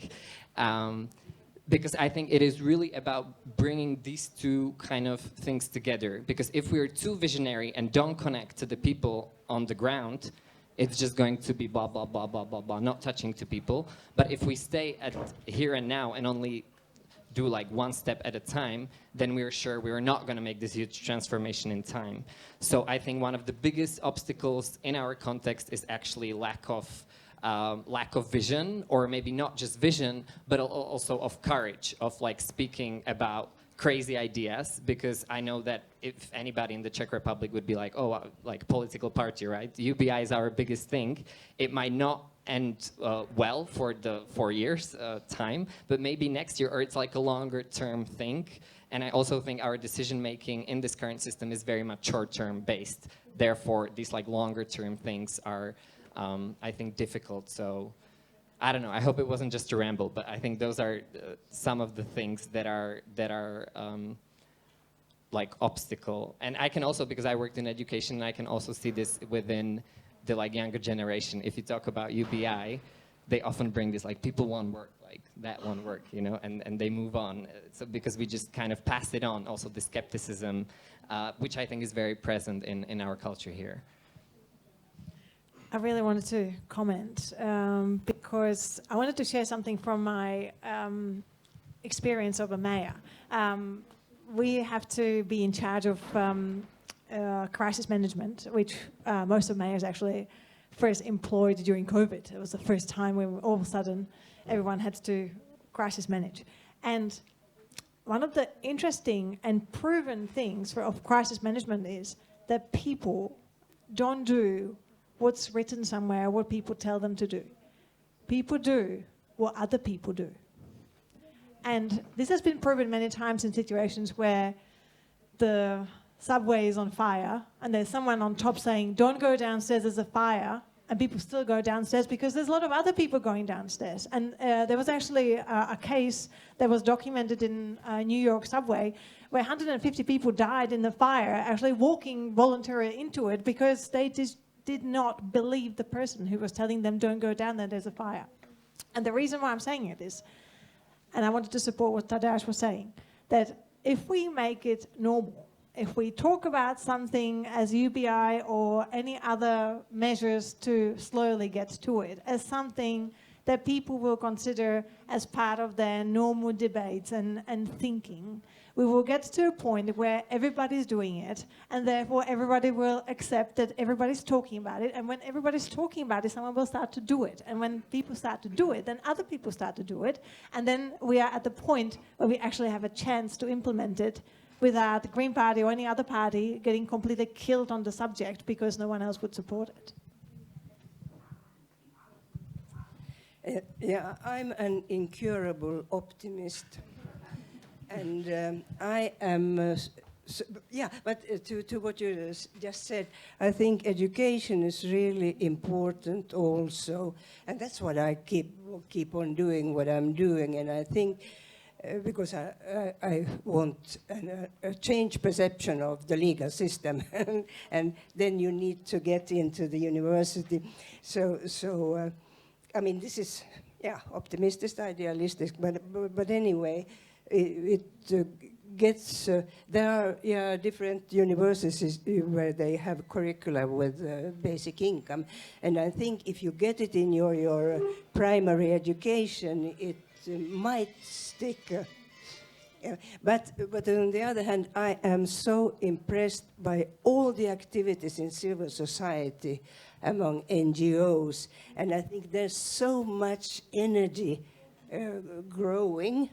So for me, the central question is, how are we to arrive at the tipping point? And I comfort myself that over time in history, systems have changed. And I think we are now at a point where the old system that was created for industrial society, it simply doesn't work anymore. So we need a change. But how long do we have to wait? Because, I mean, all we NGOs, we are working toward it. And then I would like to think that UBI is today as inevitable as I consider that democracy was with industrialization. Thanks. Daniel, you are invited to say what you have to say. Thank you very much. Yes, good evening to everybody. My name is Daniel. I'm not just here because I'm board member of Unconditional Basic Income Europe, but I wanted to say something also as a long-time Green Party member from Germany on this question. I think it's really goes to the core. How do we make people to support the necessary changes that basically stops us from driving off the cliff? And I remember when 8 years ago in the electoral campaign, somehow the press, the Greens were doing well in the polls, and then the press noticed that they have something about the Veggie Day in their program, and that got blown up. So people got angry about the Greens taking their schnitzel away, and the result was catastrophic. So in the election, they really got destroyed. And we had a very interesting discussion in an event a few weeks ago in Athens, where we really focused on that. So I think it's important in such a setting with such people to discuss about the rational arguments for basic income and the other issues we've touched upon. But that's not enough to convince people to get a political majority for change. So many people for them, it's much more important the truth that they have learned, the values that they have, the gut feelings, and therefore, when talking about basic income, often your very smart explanations don't help. And therefore, I think we have to be also smart about how to introduce such policies, not just basic income, but everything that has been touched upon here. Yeah, thank you. Can you actually pass the microphone now? Angelina, you are a part of the civic movement, or actually you are present to the civic movement in Barcelona, which is now changing the policies. There is this, the pilot program which is going on. How do you think it actually happened that there was a decision made to make at least a pilot of unconditional basic income happening? And before you start to ask, I think that we actually reached the time where we should slowly prepare the last questions, last ideas. But if not, if there is an interest, we will not. Okay. As you asked me about Barcelona en Comú, yes, you asked me about the civic platform which governs Barcelona since 2015. But you asked me about Barcelona en Comú and about the pilot, and it's important to say that pilot for the universal basic income in disadvantaged district Pesos was run in Barcelona a few years ago, but now the pilot about which many people talk and which is very ambitious because it already included lessons from the failures from another pilots. This is the Catalan's government pilot, so it has nothing to do with Barcelona en Comú. How did it happen? Well, I can tell you my story from the activist's point of view. When the pandemic started, it was so obvious for us that we must fight for the universal basic income, and even like talking about it within our political party, the local one, I mean, we were like so aware about that everyone will sooner or later, like it's a matter of months that everyone gonna talk about the universal basic income, and our role is to be in the debate because we gonna then shape the debate, right? But it was a matter of time that the debate will gonna appear and it's gonna be strong. So this is how it happened. There is already, I would say, stronger than in many other societies, consensus in the maybe not consensus, but support for the universal basic income within the Catalan society, which is very, very progressive. And well, we know that it's like historically anarchist region, and that is the political scene is more on the left than in many other places, and so on and so on. So it happened, I would say, as a response for the atmosphere of the civil society, which is there. Like they just know that they can have voters for that. Yeah, thank you. Next, the point of what you already mentioned, or what was mentioned here, is the case of education.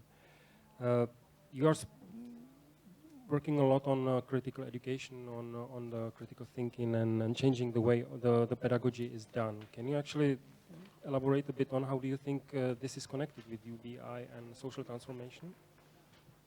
I think that's a huge topic that would require like a whole new panel debate, but I think it's important, or what we do, the work we do in Nazemi is basically coming from a different assumption, not that today's education is helping us to like get towards the world that we want, but actually that today's education is reproducing like the ideologies, the levels of oppression, and these ideas like meritocratic ideas, right, etc., etc. So critical pedagogy, or what we try to do, is about looking at the society critically, but specifically looking at the questions of power, and asking questions like, okay, if there is a situation like this, even in history or today, who benefits from the situation? What are the voices that are not being heard, that we don't talk about?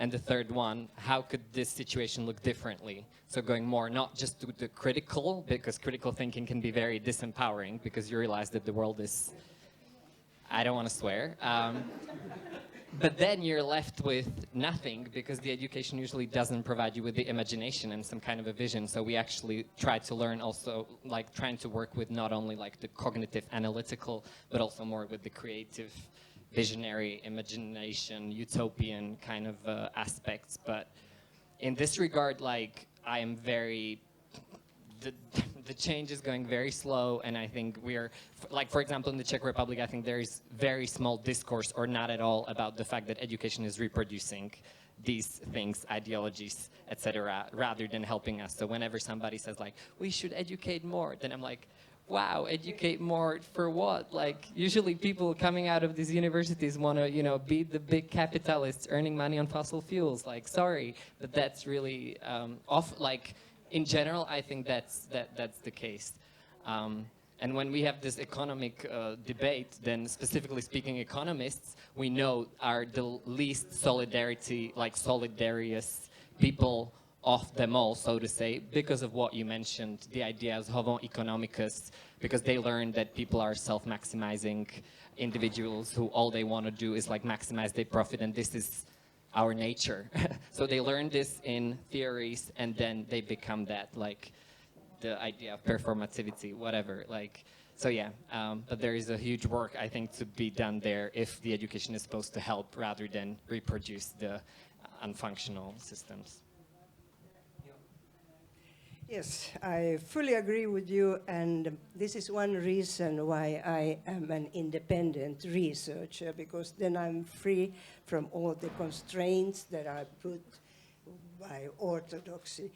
And I think I am following Academica Edu, where there's a lot of independent researchers. So I would say, independent researchers, let's unite and try to sort of advance at an independent level and not through the institutions.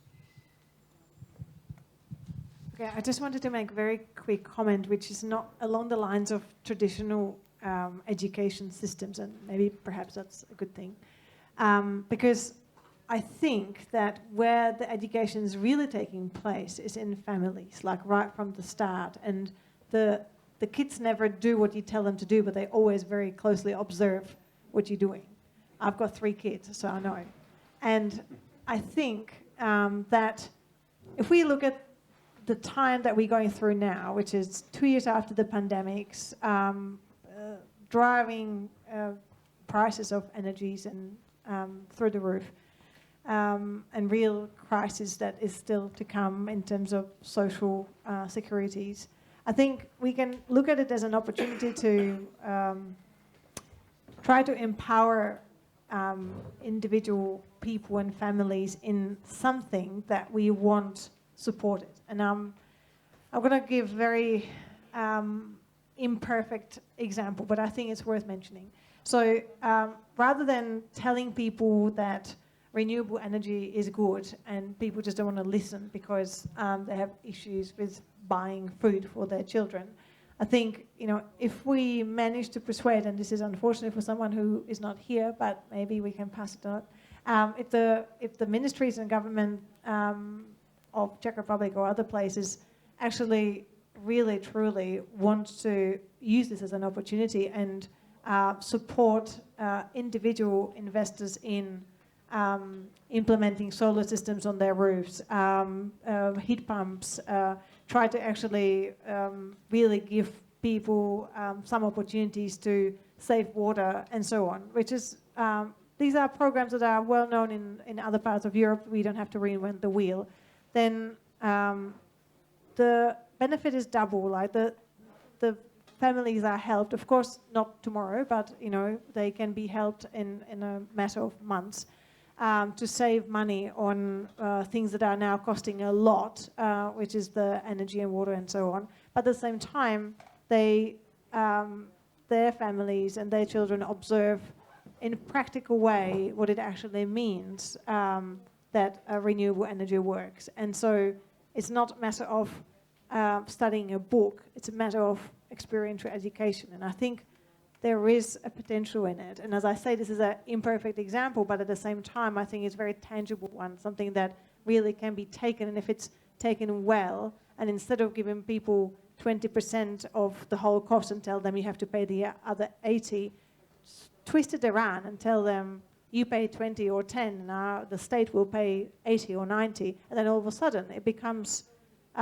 realistic, and we make this whole shift in a society which at the moment is still on the verge of big distrust towards solar because of the past policies of it. And I think there is a real opportunity in there. Angelina? I wanted to say that sometimes we forget that the kids are working also. Like the way the education is designed, like prepares them to be the labor force, right? So they work actually, nobody talks about it, but they work. And I think that we not only have to decentralize work, like give it less space in our lives, but also democratize this work that already exists. And it means also democratize the education and also decrease the hours that kids have to work because they are really they're already working very hard to be the future labor force. And it means that we people also, other people who would have more time, like, I don't know, in Spain, the famous Ateneos Populares, like working class cultural centers in every neighborhood.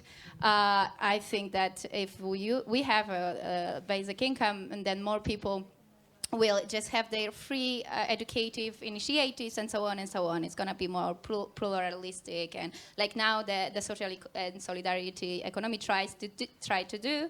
But of course, when they have to do that on the basis of the capitalist market rules, then very often it's just not economically sustainable, right? But with a universal basic income, more things will gonna be just possible to maintain, right? So it's also true for the education, in my opinion. Mm-hmm. Thank you. I would like to ask the audience, please prepare the questions, especially if you can ask a concrete speaker. Feel free to do so, and please, Adrian.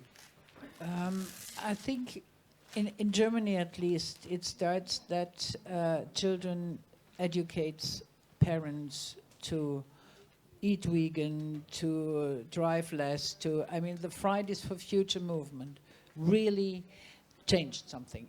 It's not that I say it's everywhere and we are on a super cool way, but the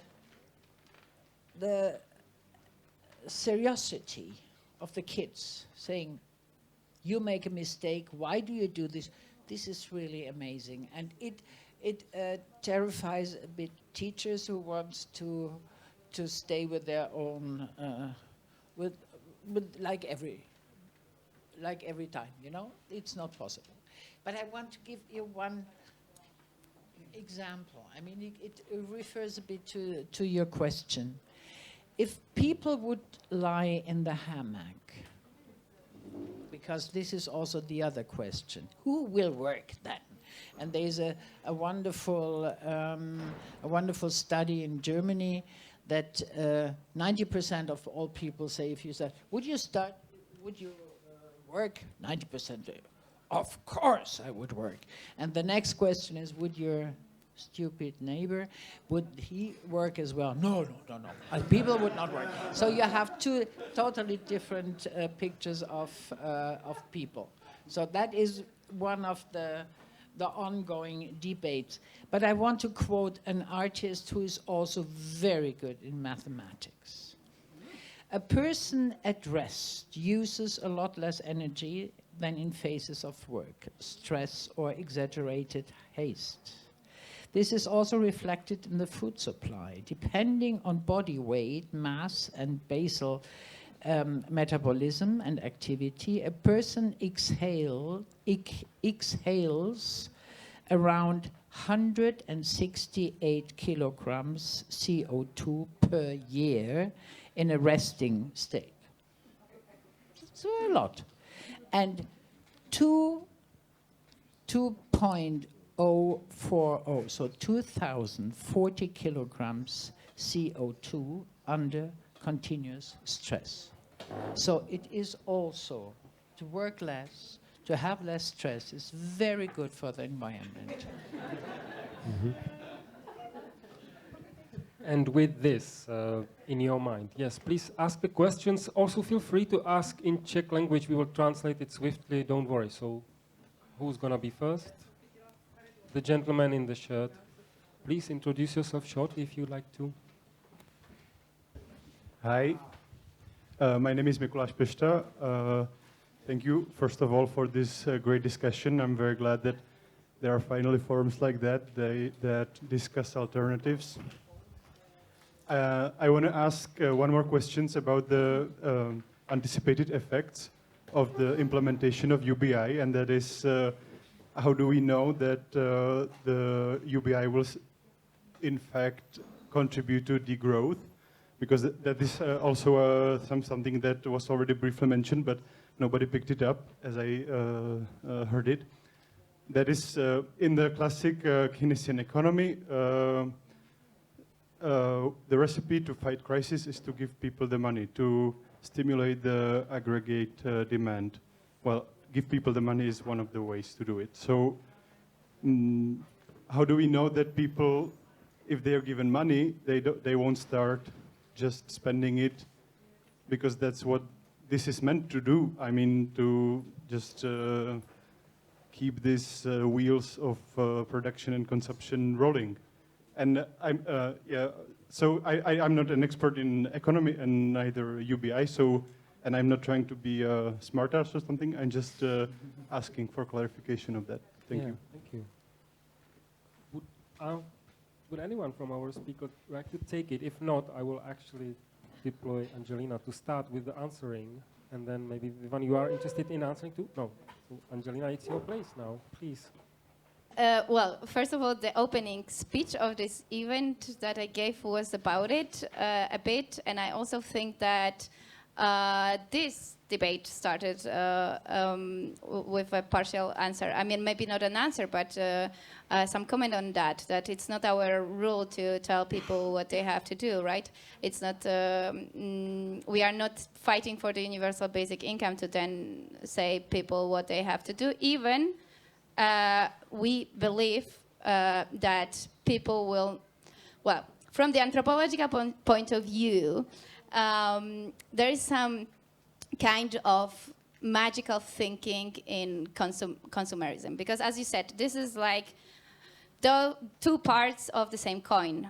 You have to work in order to consume, right? And so if you have to sell your time, your talents, your energy, everything for, I don't know, 10 hours a day, let's say, because it's, okay, or 8, but commuting and so on and so on, then you are much more eager to buy something, because it's like, they stole my time, now I need to recuperate it somehow, and this is the money which makes me to recuperate it somehow. Gabi explained that in a perfect way, like this is all this gig economy, you know, like I don't have time to prepare my food, so I use Glovo and other platforms and so on, and we are like, she lives in London and she can see it in a more brutal way, that everything is like circulating all the time, everyone is buying time of the other instead of doing the same. It's, I don't know, like the great economist Kate Roth says that this economy is actually ridiculous, because if you take care about your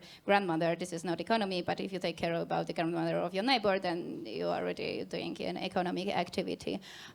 So it's about that, you know, like if you decentralize work, I believe that you also decentralize consumerism, because it's not needed so much, because also there are more ways of reproducing life. And another thing is that from the point of view of anthropology of economy, I mean, we very often think that we live in the capitalist mode of production, and this is the only way that we reproduce ourselves. No, this is the hegemonic, this is imposed model, this is the most, I don't know, a dominant one, but there are a lot of ways of reproducing life, and we do it, it's like mixed, it's pluralistic, and with the universal basic income, you give more space to this, for these other ways of reproducing life, which doesn't have to be productivist. And another thing is that, well, I have a problem with this this sentence, let's live better with less.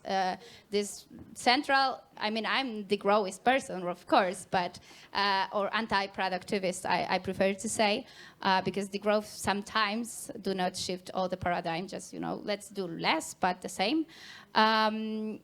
I think, I have a question, like, what's wrong with having more beautiful art which is prepared in a sustainable way? I mean, it's not like about this antagonist relation with nature, because of course to prepare some pieces of art you need to, I don't know, spend energy and so on, but there are other ways of doing things which are more sustainable. What's wrong with that? I mean, I think we should have more about many different things, but if they are not produced, prepared, or elaborated, better say, because production, well, it's a big topic, but it doesn't exist, right?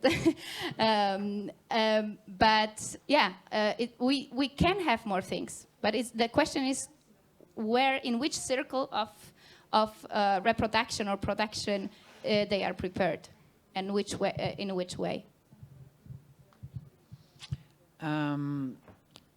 Art. We have, because all our funding systems are forcing art to produce more and more and more. This is not a cool idea, to be honest.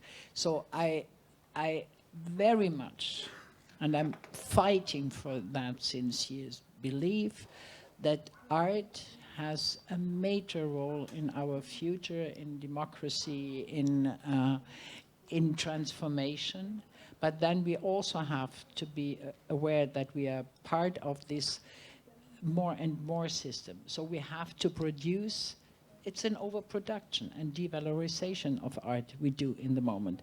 If art is considered more than a process, than ideas as a result, we have to show results and results and results, and that is one of the critical points. And of course, art is also, because that was considered and combined, as in a lot of different fields, the freedom is to expand as much as you can. And so material is, this is my liberty, my freedom to, and that is now really, fortunately, changing. But we need to change also the mindset that we have to produce things, you know. That is part of this consumer society. We should really definitely live, and more artists feel they get sick about this expectation to produce. Yes, because there is a lot of interest to answers, we will now give the floor to Magdalena, then to Sharka, and then Tadeusz. All right, I'll try to be quick, but the original question was, how do we know that UBI will actually contribute to degrowth? And I think, if I speak for myself, I don't know, and I think that's why we would need those pilot studies to implement in our conditions, because every country is different, every region is different, and we really need to measure in the conditions that we want to change. Otherwise, they will not be relevant.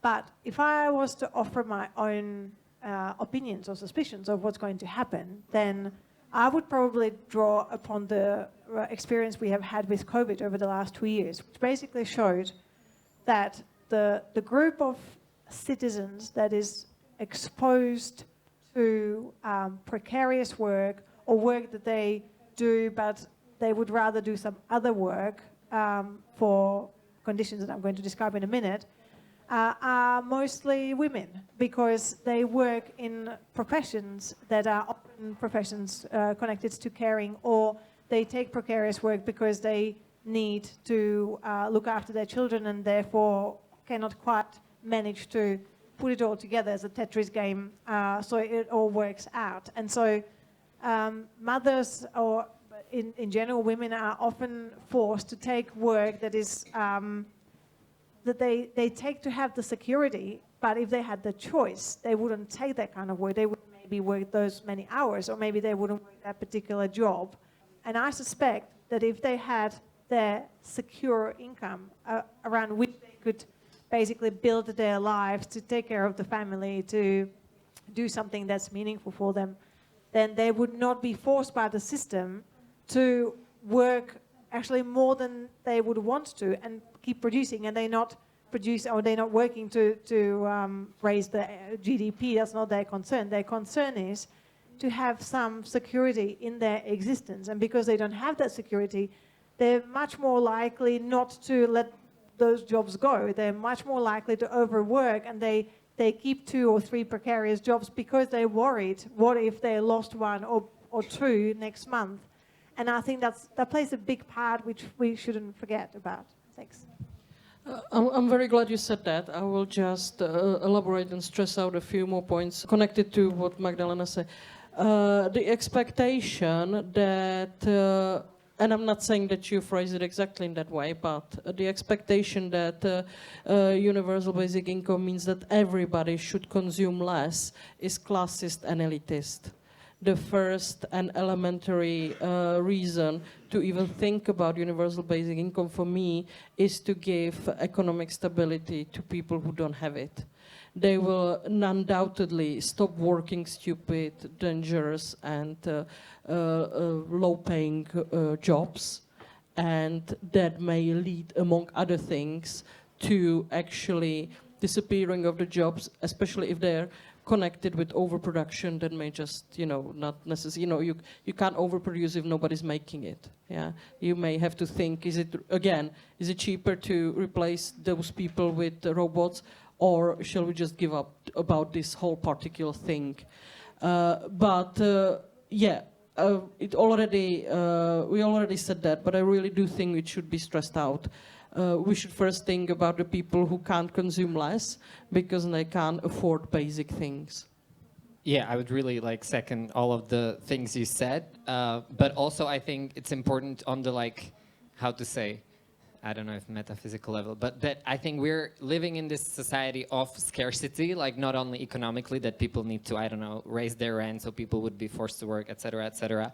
But this is really the history of capitalism, 500 years. And I think this of creating this security and long-term security, as you mentioned, in times of crisis, we give people more money. But there is never this promise that this money will be given to them indefinitely, and I think that creates a big difference on the felt level. Talking about scarcity, and if you're interested in this, read an article from Jason Hickel, who talks about degrowth as a project of radical abundance. Because this idea of capitalism is based on scarcity, we actually need to give people what they need for their lives in order so they wouldn't have to accumulate. If I'm living in the mindset of scarcity, which, for example, I'm also living myself in a mindset of scarcity because I think, okay, why don't I give all of the money that I don't need right now to fulfill my needs to somebody else who needs them? Well, because I'm afraid that in 50 years, I won't have a place to live. So I don't do this. I don't give this money to somebody else because I am not counting on the abundance there to be in the future. This is very important, and I think the most important ideological shift of degrowth, of replacing it with talking about how we need to reduce materially the stuff we use and the amounts of energy we use, but to have more of other things, but that are not materially and energy intensive, like security, like free time, etc. And then I think important aspect to mention, and I think also with UBI, I don't know how much has there been time, but that there's this quote, right? Like the devil is in the detail. Like it depends on how you implement it. And I think maybe one of the limits from the degrowth perspective of looking at these pilots is that, for example, the tax system isn't changed at all, right? So if you have universal basic income in these pilots, because it's 5,000 of you, you can still go and buy the yacht for the same amount of money as people who don't have universal basic income. Whereas I think the universal basic income needs to be necessarily financed through, for example, luxury, like tax on luxury consumption that most of the people do not like have access to, right? Like, for example, flying.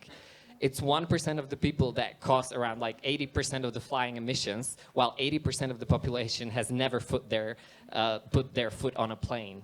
Right? Like this is not reducing like every day, drink less water, et cetera, et cetera. So I think this is important to be made, that I think UBI needs to go with redistribution and be financed through destructive parts of the economy that we need to scale down.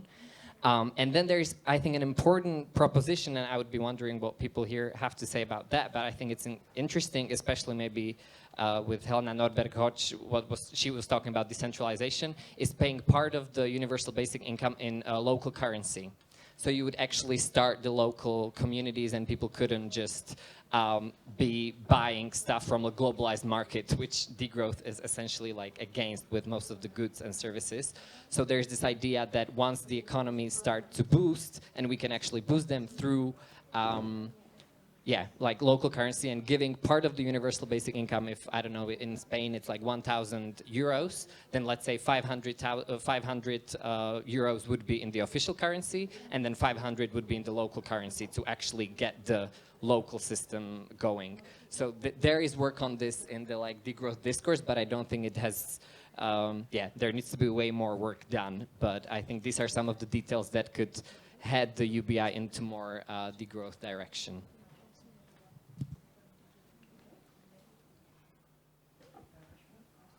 Just wanted to stress what Sharka said, that we are not equally responsible for the impact we have on the environment. We need to really repeat it and repeat over and over again, because those who have the capital, the purchasing power, which is incredible, they will always have a bigger impact than any individual person. First of all, and another thing is that in economic thinking, people usually think that, okay, we need the demands. There is some demand, so we're going to create the offer. But we know that people who own the capital, they create the demand artificially for something, for example, for the meat, which has greater impact on our environment than emissions from the planes. So basically, let's focus on controlling the purchasing power of these people who are rich and who have too much power, then controlling the decisions of I don't know, any individual who doesn't have this purchasing power, because it's like just the effect gonna be better because the impact is huger and the responsibility that is not equally spread. That's all. We had more questions, so please. We have one lady asking, but it will be in Czech, so I will maybe ask one of the interpreters to come here to, if it is possible. Yeah, okay, thank you. To interpret it simultaneously. Okay, yeah, come on, please. Actually, no. give thanks to our translators. Yes. It's fine. Yeah, okay. Okay, já jsem Eva, jsem sestra, zdravotní sestra. A mě tahle debata hodně i taková reminiscence rozhovoru ze 66. roku s Zikmundem a Hanzelkou, našich politik a cestovatel. A ti tehdy 20 let po světové válce byli taky plní ideálu, nadšení, co všechno prostě můžou udělat a jaký mají sociální systém a představy. A taky to vlastně i vytvořili. V 60. a 70. letech jsme vybudovali zdarma školství, zdarma zdravotnictví, zdarma jsme měli bydlení, nebo zdarma všichni jsme měli bydlení, práci. A mělo to obrovskou nevýhodu, teď ten dotaz. Mělo to nevýhodu, že to měli jenom ti lidé, kteří byli loajální k systému. A já právě se teď ten dotaz, kde vidím to riziko, že můžou mít i v tom ideálním případě, že se všecko podaří, najdou se zdroje, najde se to přerozdělování těch peněz, tak budou ti lidé muset být také loajální k systému, kde je ta jistota, že to opravdu bude pro všechny a nedostaneme se do kreditu sociálních a do total kontrol, který je teďka v Číně. I'm Eva, I work as a nurse, and this reminds me of the 60s and of Zygmunt and Hanselka, the traveler and politicians. They were full of ideals. They wanted to change things, and they implemented, actually, many things were implemented too. Free school, free education, healthcare. Everyone had housing back then. But I wonder, there was one drawback. These advantages were only available to people loyal to the regime, to the system. So I wonder if we actually do find enough funding, enough resources to make this all possible, won't there be this risk that it will be only possible for people who are loyal enough? Won't we have a total control system like in China? Would like to start answering? I think that, well, before this event, I read some articles about the universal basic income and the growth proposals, and I realized that almost all of them mention the need for more radical democracy, which of course makes me very happy as a municipalist activist, because this is our main focus, right? Like more local and democratic participation, direct democracy, deliberation, and so on local level.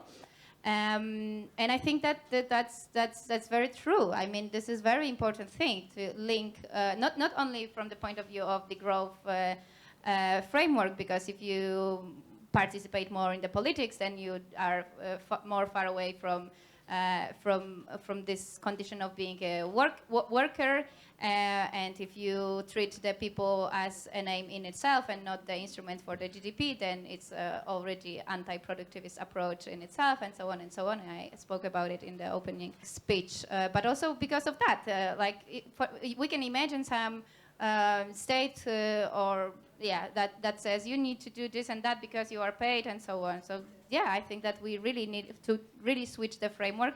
We need to decide collectively about what we want to do and how and so on. Like, people need to be part of it as political subjects. Well, if you have to be loyal to some system, then that means that the basic income is not universal and independent. So I think the beautiful thing with the universal basic income, it cannot be abused. Well, I basically wanted to say the same thing as Vivan, because if something's unconditional, then it doesn't have conditions.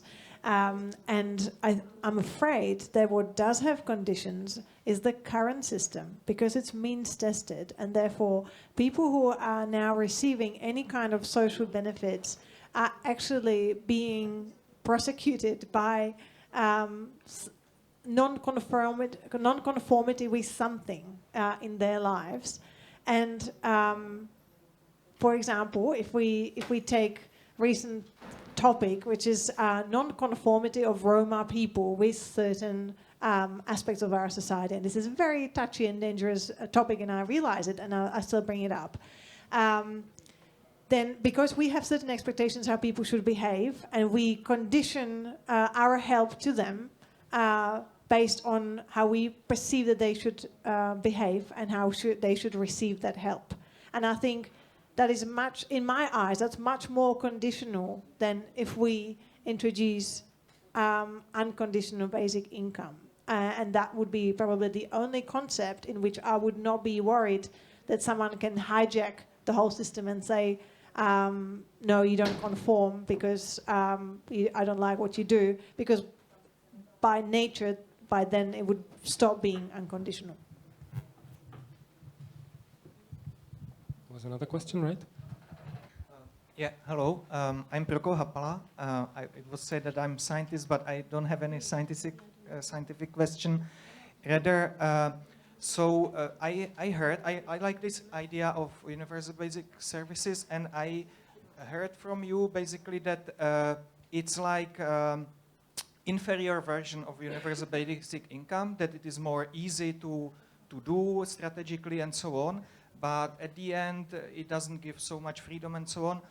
But I would like, because my feeling is a bit opposite, so I would like to know your opinion on this feeling, that basically if you get just some money, you have to still go to the market, and still you have to compete, and still you have to find the accommodation, you have to find the proper food, you have to find the proper health care. For example, if you are in US, you have to choose who gives you this health care and so on. And to me, this seems that it doesn't solve this purpose which you mentioned, that basically you have to free your mind from this existential fear from future, and that you want to have some security which allows you to go on this higher level of Maslow pyramid and to think about some other things than just how to ensure your basic needs. And so to me it seems rather that it's more direct if somebody guarantees you that you get your existential needs and that they are saturated, then that he give you money, but it's your responsibility to use this money to secure your needs. Right, legitimate question. So, okay. I think there's no doubt that the two things have to go hand in hand. They really have to go hand in hand, because if you imagine a system where there is zero social network, zero health cover, zero education, and you will receive UBI, then your choices are very limited.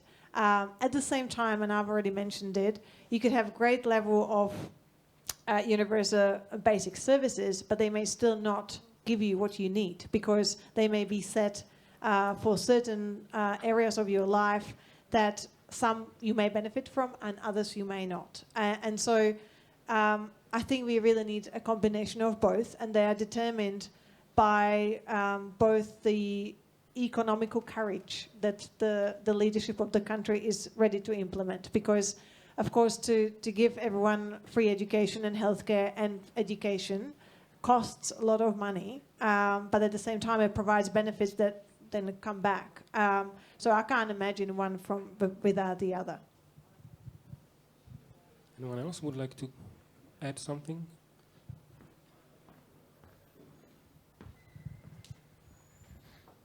Just very shortly, just a tip, there's this think tank in the UK, because actually one of the interesting things for me is that the idea of universal basic services is pretty recent. The first report that counted this for the UK came out in 2017, and there's actually not so much data on how much would it cost, et cetera, et cetera. They, for example, counted it for the UK, and they said that it should be around 2.5% of GDP to 3.5 GDP to basically provide with these services. And they're also talking about this idea of social guarantee, that it's not just about the services, but then about decent living wage. And if you don't have a work that is providing you with, that you should be topped up, so you would actually receive some kind of that amount of money that you need for a decent life, which is not universal basic income, but it's sort of interestingly mixing up the ideas together, which I think makes sense to some extent. But as I said, I don't think it's about, you mentioned something in the beginning about inferior or superior. I think they just, they are for different purposes. One of them is more about autonomy, and the second one is really about also having this public infrastructure that we need to radically transform really, really fast. And I don't know if UBI can get us there. For example, the transport sector, care infrastructure, all these things, I think, need a lot of attention. So even without the competition, what is better, what is worse, I think both things need to be looked at and then strategically discussed, what's better to implement when and what point in time, etc. Sorry. I think that we, for the sake of the good debate, we shouldn't mix two things. Which is one is like already existing. Maybe in some countries it's weaker, in another is stronger, but already existing pillars of the welfare state. And then we have a proposition of the basic services as something alternative to the universal basic income, often raised by people who don't support the universal basic income. And there are two different things, and because some parts of life, some services are already provided, and I'm really like a big hater of starting the debate about the universal basic income without starting with the definition of the universal basic income, yeah, because there is a strict definition of the universal basic income, not only unconditional and so on, and sufficient, but as a fourth pillar of the welfare state. So we shouldn't talk about that we should have, like the universal basic. If we have the universal basic income, then we, do not provide the universal educational services or health and so on and so on, because it's already part. And within the definition of the universal basic income is that without removing that, we provide sufficient unconditional basic income for the people. Right? This is important for the sake of a good debate and to progress actually in that public debate. I really would like to enjoy everyone to always check out the definition of the universal basic income, and then let's talk about it, because otherwise we're always coming back to think, oh my God, I'm not gonna. I will spend all my money on how. I will be in the same situation like in the United States jungle. That if I break my leg, I'm not. What I'm gonna do with the basic income? Nothing. Yeah. No, it's not the idea. If that was the idea, I am not supporting the universal basic income, and I think it's important. Yeah. Well, the British model, or what you just said, that increases bureaucracy. And the major idea with the universal basic income is to get rid of bureaucracy. But I mean, the basic income is one means that does not exclude others.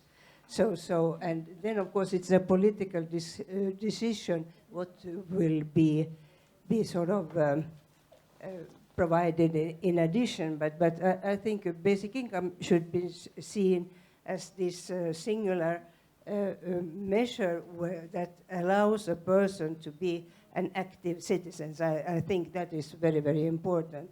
But then if you have special needs, these will be provided separately, and then health care and all that's another sector. So they are parallel. But they should not infringe on the autonomy of the basic income. That was, I think, answered. Please, is there a third question? Yeah, could I maybe make a short comment myself, because I can't hold myself, and maybe I could have a short place too? You are to contribute to this kind of debate, at least. And it is. Can you imagine that, what kind or what quality of these services we have today? And the services are actually commodified. We have healthcare, we have education, and they're very much centralized, and there is very much told how it can look like, and how much time, for example, a nurse, which we have here, how much time and how much care she can devote to something. Can you imagine how these can grow in quality when all these caretakers are getting basic income and are secured, and that they no more have to be pushed to work 12 and 14 hours a day, several days a week, as we know, even about doctors who studied a lot to this. So this is one maybe comment to point about. And also the thing is that for now you have the state to actually set up from center how all the care provided so-called free has to look like. But when you have basic income, you have like this free open sources sharing and diversity in the regions where the people can provide. And also like they can provide before the people need the services, for example, of health care, because people can, you know, health care for their health themselves. You can have like, you know, herbs and like local nature doctors and so on who can spread it out because we have the money for that. So this is just like little comments to ponder about. And now I would love to give word to Joachim, who is waiting along. Thank you. Yeah, thanks a lot.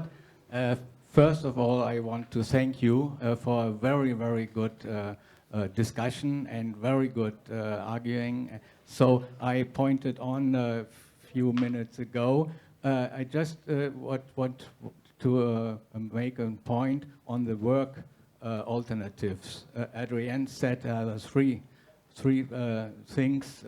You can do it yourself. It could be better paid. And the third was automation. And I want to show, even on the theme of degrowth, the fourth. You can just negate this. You just can say, we don't need this work. For instance, in Germany, the coal. Everybody says we have to keep the working places. But the people don't need work, they need income. And what is the sense to give people work and income while destroying the world? So in my opinion, the best of UBI is that we save the world by giving people income without having work which we don't need. Yes, thanks. Are there more questions? Yes, please. Go ahead. Thank you. Hello, my name is Andre, and I want to ask about the role of the markets that we assume they should have in a world where there's UBI. Because I think Sharka mentioned that some of these activities, some of these industries would be driven away. At the same time, I heard a mention of decommodification of basic needs, which is necessary. So these would be removed from the market. But at the same time, we, as economists do, we admire markets for being very decentralized, for having some of these features of not being so elitist, as if we decide, even though collectively, what are the things that are needed. But at the same time, markets are not value neutral, and we know that. They drag the whole discussion, the whole clash of different sides in certain way.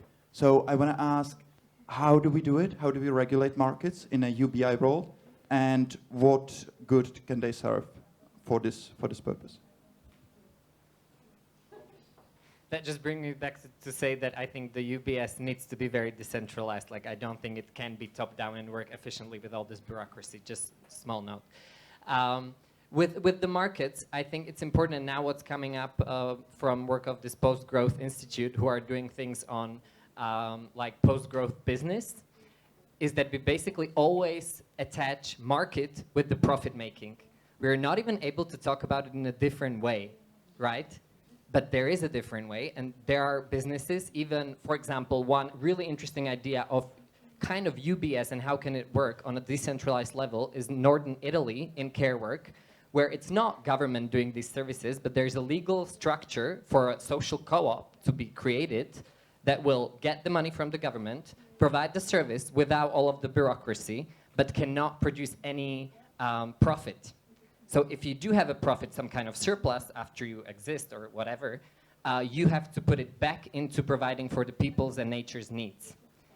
And I think this is a very interesting idea that needs to be picked up on. And then they're talking in the commoning literature, they're talking that seeing not state as a welfare state, but as a partner state who doesn't manage and control, but enables and provides for people to actually organize for themselves while having the support from the government, like financially. So I think there can be a world of non-profit businesses or service providers that are working for the needs of the people without creating this surplus money that then leads to the accumulation, market concentration, environmental degradation, et cetera, et cetera. But in order to that, we need to decouple two things, and that is business from profit and some kind of accumulation. Because in a degrowth world, business should be a way of fulfilling people's needs, not of getting profits. And the fact that it's not a utopia for me is the many examples that there are around the world of post-growth businesses. Like, for example, this co-op Prague in Bangladesh. It's not even small. Many people think, oh, all these small co-ops, right? There is this Prague cooperative which has 100,000 people, is non-profit, and generates most of its money, more than 50%, by its revenue, but only to provide education, food, healthy food, etc. So I think there can be market, but it's a non-profit market. So whenever you talk about market, check out, like, what's the assumption? Is it always a market where people compete for profit, or is it a market where people compete for who can satisfy needs better without getting rich? But it's really like a popping up field, and I think way more work needs to be done there, but it's interesting to check it out. Mm-hmm. And I just wanted to add to what Tadeusz said, because there is a real example of markets that don't have profit attached to it. And I have actually been a creator of one, and it is a co-op of municipalities that founded a business that then takes care of the municipality's citizens' waste. So it's a waste management co-op of, in our case, it's 8 towns and villages, and it doesn't make any profit, but it provides the service that the people need. And we have replaced the previous company that was an international corporate company that, of course, was creating profit because it had its stakeholders and they had to generate profit for the stakeholders. And so the margins that we then had to set to be able to pay our employees and to pay for the diesel for our cars to drive around could be much smaller. So because we don't need to generate that profit to satisfy the stakeholders, all we need is to deliver a good service to the people while ensuring that the company is, like some of the money comes back to the company so it can progress and invest, but it doesn't generate anything. One sentence to you. I was talking about places, working places that are really needed. I mean, waste management is needed, even if in Germany it is very often in the rural district. You have one guy sitting on the truck, and then everything is already automized. So it is possible. But what you are talking about, so I think this is the needed combination between sustainability or all the ecological issues and labor. And this is true. I mean, we have a major fight with the unions, with the social democrats, saying you cannot, because it is already calculated 10 times that it is less expensive to give the money to the workers instead of subventionize the coal mining. But it is totally against their idea of working. And I had a big fight with the guy from the Social Democrats. He's actually the general secretary. He said, I want to devalorize men. And you will give them 1,000 euros, you know, but he is a strong and a real good person, and he was always earning a lot. They said, yeah, but I give it's a family. Then it's not the one guy who brings the income for the family. It is then everybody has this 1,000 euros. And then, and now where we are based close to Berlin, so we tried to say, okay, it's not totally unconditioned, but we want to give the workers a basic income, and then to be part of the transformation, because it was always, I mean, in RDR, it was the idea we make the progress possible because we electrify the progress. And we said, yeah, so please be the next generation, being totally on the top of the pop, making the transformation possible through your ideas and your knowledge. And this is like hated from social democracy, you cannot imagine. That is really the old worker idea and image that is so deeply rooted in a lot of psyches and heads. But this is the fourth dimension that is also needed, yeah, I agree. Mm-hmm. We have the time for maybe the last one question, so it better be good before we go for books presentation. So there is. So the last being good question publicly said here is coming. I already forgot. Okay, I hope it's even a question. My name's Alan.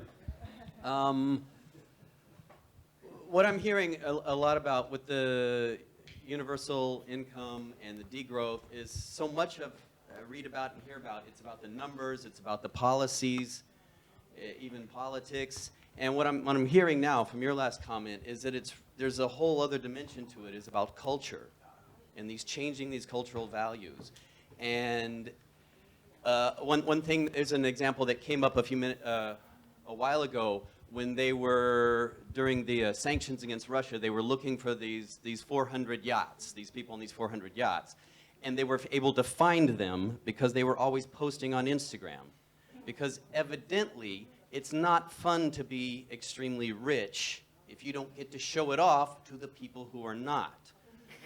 So, if everyone is suddenly not in need, there's going to be a problem for this movement by there's certain people who that's not in their interest. It's basically greed. How do you deal with greed? And one idea is that greed, we start to look at it like alcoholism, like a disease.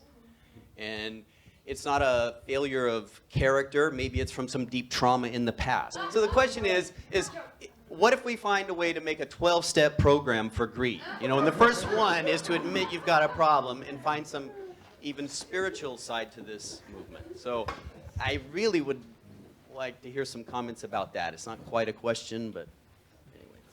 Well, I liked I like the idea of doing this kind of programs. Everything is. You said that it's not about. I see that it's not about the numbers. It's about the culture. Well, everything is about the culture. Putting numbers in the center. It's economicism. It's a culture, and somebody created that culture.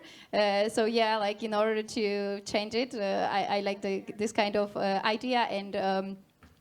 Also, like during the debate, during the keynote of Gabriela, a student of anthropology, asked what we should research, and as anthropologists, for example, or social scientists, what is needed for the purposes of our activism or whatever.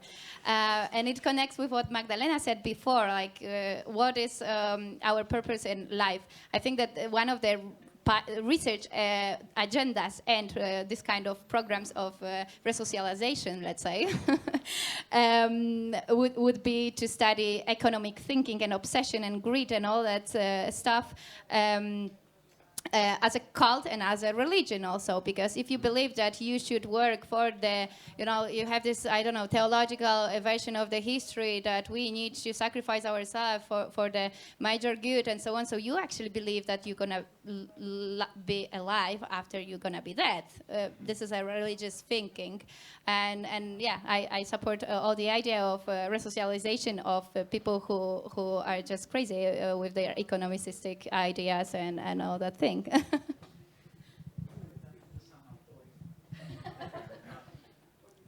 I think what you were saying, that there needs to be a study who looks at like this growth and greed as a phenomenon, then like I can say that there's a lot on this in the degrowth literature. What they call it is mental infrastructure, and I don't think, or I wouldn't use the word greed, because it's not that people think that they're greedy, they actually think they're successful, and we regard them as successful. Like there is Forbes magazines, all these things. So I think, yeah, this is very important, that it's not about, for example, us like having growth as a cult. We think it's a success. We don't want growth. We want success, progress, and this is what this is how we define in our culture growth and progress as like really, really deeply connected. And I do think that if we want to change the culture, it's not going to happen just by speaking to each other. We also need like institutional policies that will help us on the way. One of them, or degrowth policy proposals, is actually forbidding adverts, right? Again, one of these things that can be, and it's not like a huge, massive, so difficult to do, but I think it's a big symbolic shift towards a culture that doesn't make you want to want more all the time. And then, as I say, like stuff like universal maximum income, or for example, having a top on how many flights you can do, is actually like very, very necessary, because then, and that connects to the idea of freedom, we connect our idea of freedom to expansion and having more and more. And I think this idea needs to like dramatically change if we are to move towards, I don't know if degrowth future, but just any sustainable future. Like freedom cannot mean that, because that idea of freedom automatically restricts other people's freedom today and in the future, and of other species. So, yeah. I think you even said it, was that, you know, this culture of growth and everything and measurement and all that, that we're stuck in it. And then several of you turn right around and say, well, we've got to measure it, we got to study it, we got to measure it. When there is, sometimes we just got to go out and talk to the people who aren't in this room, you know? Like, where did this culture of greed, when did it go ballistic? It was in the early 1980s when the Wall Street movies came out about greed is good. And there is a whole other realm to affect and change culture other than just studying it and measuring the numbers. You know, it's about the heart. I might respond to that, because I think often we talk about what is the, is it a top-down thing or bottom-up thing? I think if we want to tackle an issue in a society, I think we come to a conclusion that we need to do both. Like we basically need to encourage what you're talking about and encourage that bottom-up effect, but at the same time we need to do what Tadeusz is talking about. We need to do the top-down if we want to succeed. And I think, and I'm getting on the very thin ice here, we really will need to get to a point where we say, if we are now consuming our resources, and I'm not talking just about CO2, I'm talking about what we make our phones out of, what we make our cars out of, what we need for our everyday life. If we are running at the rate which is now consuming 2 planets in a basically 100 years, and we are on a trajectory to consume 4 planets, well, what does that mean? That means that at some stage we're going to run out of a planet. And I think at that point, and we all know it, all that needs to happen is that someone says, right, at some stage we need to introduce limits. And that's what Tadeusz was saying. And I think we may not have to go so extreme like during communism that everyone's got one plane flight in their life and that's it. No, I think what needs to happen is really tax the luxurious lifestyle to a point where people who really insist on having it can still have it, but at a much higher price. I mean, the dangerous ice that I was talking about here is that despite the fact that there's only 1% of really rich people on this planet, they actually influence majority of what happens. And I think that means that once you start touching what they own and what they influence, then you get into really dangerous waters. And I think the only way to overcome that is the people. Because unless we talk about dictators, if we talk about democratic world, the power rests with people. And we all know that people can be influenced by ads and campaigns and, of course, marketing. But at the same time, if you introduce something like a quality of life that goes from bottom up, then you have a chance that at some stage, despite the fact that rich and powerful people will want to be richer and more powerful, you will gain the support of so many people that the balance will come to a little bit more equal point than it is now. And I know this is a little bit idealistic, but I think we need idealism. Otherwise we'll be totally depressed, and I don't want to be depressed. I want to be hopeful that just like the environment, it doesn't have its own voice, but there are people who are supporting it and saying, hey, that really needs to be supported because it doesn't have its own voice. Then there will be people who don't have a voice that will be then represented and will have a voice thanks to the fact that other people will start to value quality of life rather than growth of economics. Thank you. Well put. Vivan, you have a last word of today, so please. Okay, I think the floor is it's yours. very important to raise the question of greed. Because, I mean, this is a way of sort of an alternative to these success stories, how you handle it. And if you have research about this in the Diggers, I'm really, really happy. And I was thinking of neuroscience, because I don't know if there are neuroscience people here, because I think they are so full of potential, because we need to raise these questions and sort of get a discussion going about it. Yeah, thank you. And now we have to really say goodbye for the debate. I am really grateful that you had such a great patience. You were so bright and so open to discuss and even disagree with each other. This is really valuable. Thank you very much. Thank you very much for having great questions and actually helping us to keep the debate still going. Thank to UBIE, who actually managed and opened the possibility for us to have this. Thank you very much, Antonis. Thank you, Danielle, especially.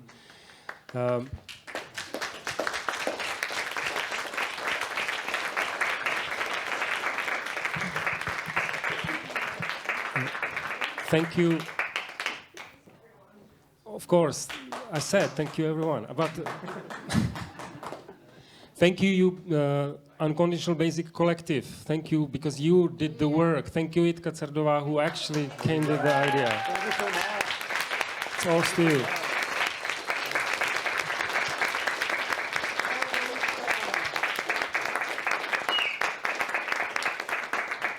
Now you are invited to have the great refreshment. Feel free to donate if you feel like it. It helps to provide for unconditional basic income. Thank you very much for being here. Don't go home.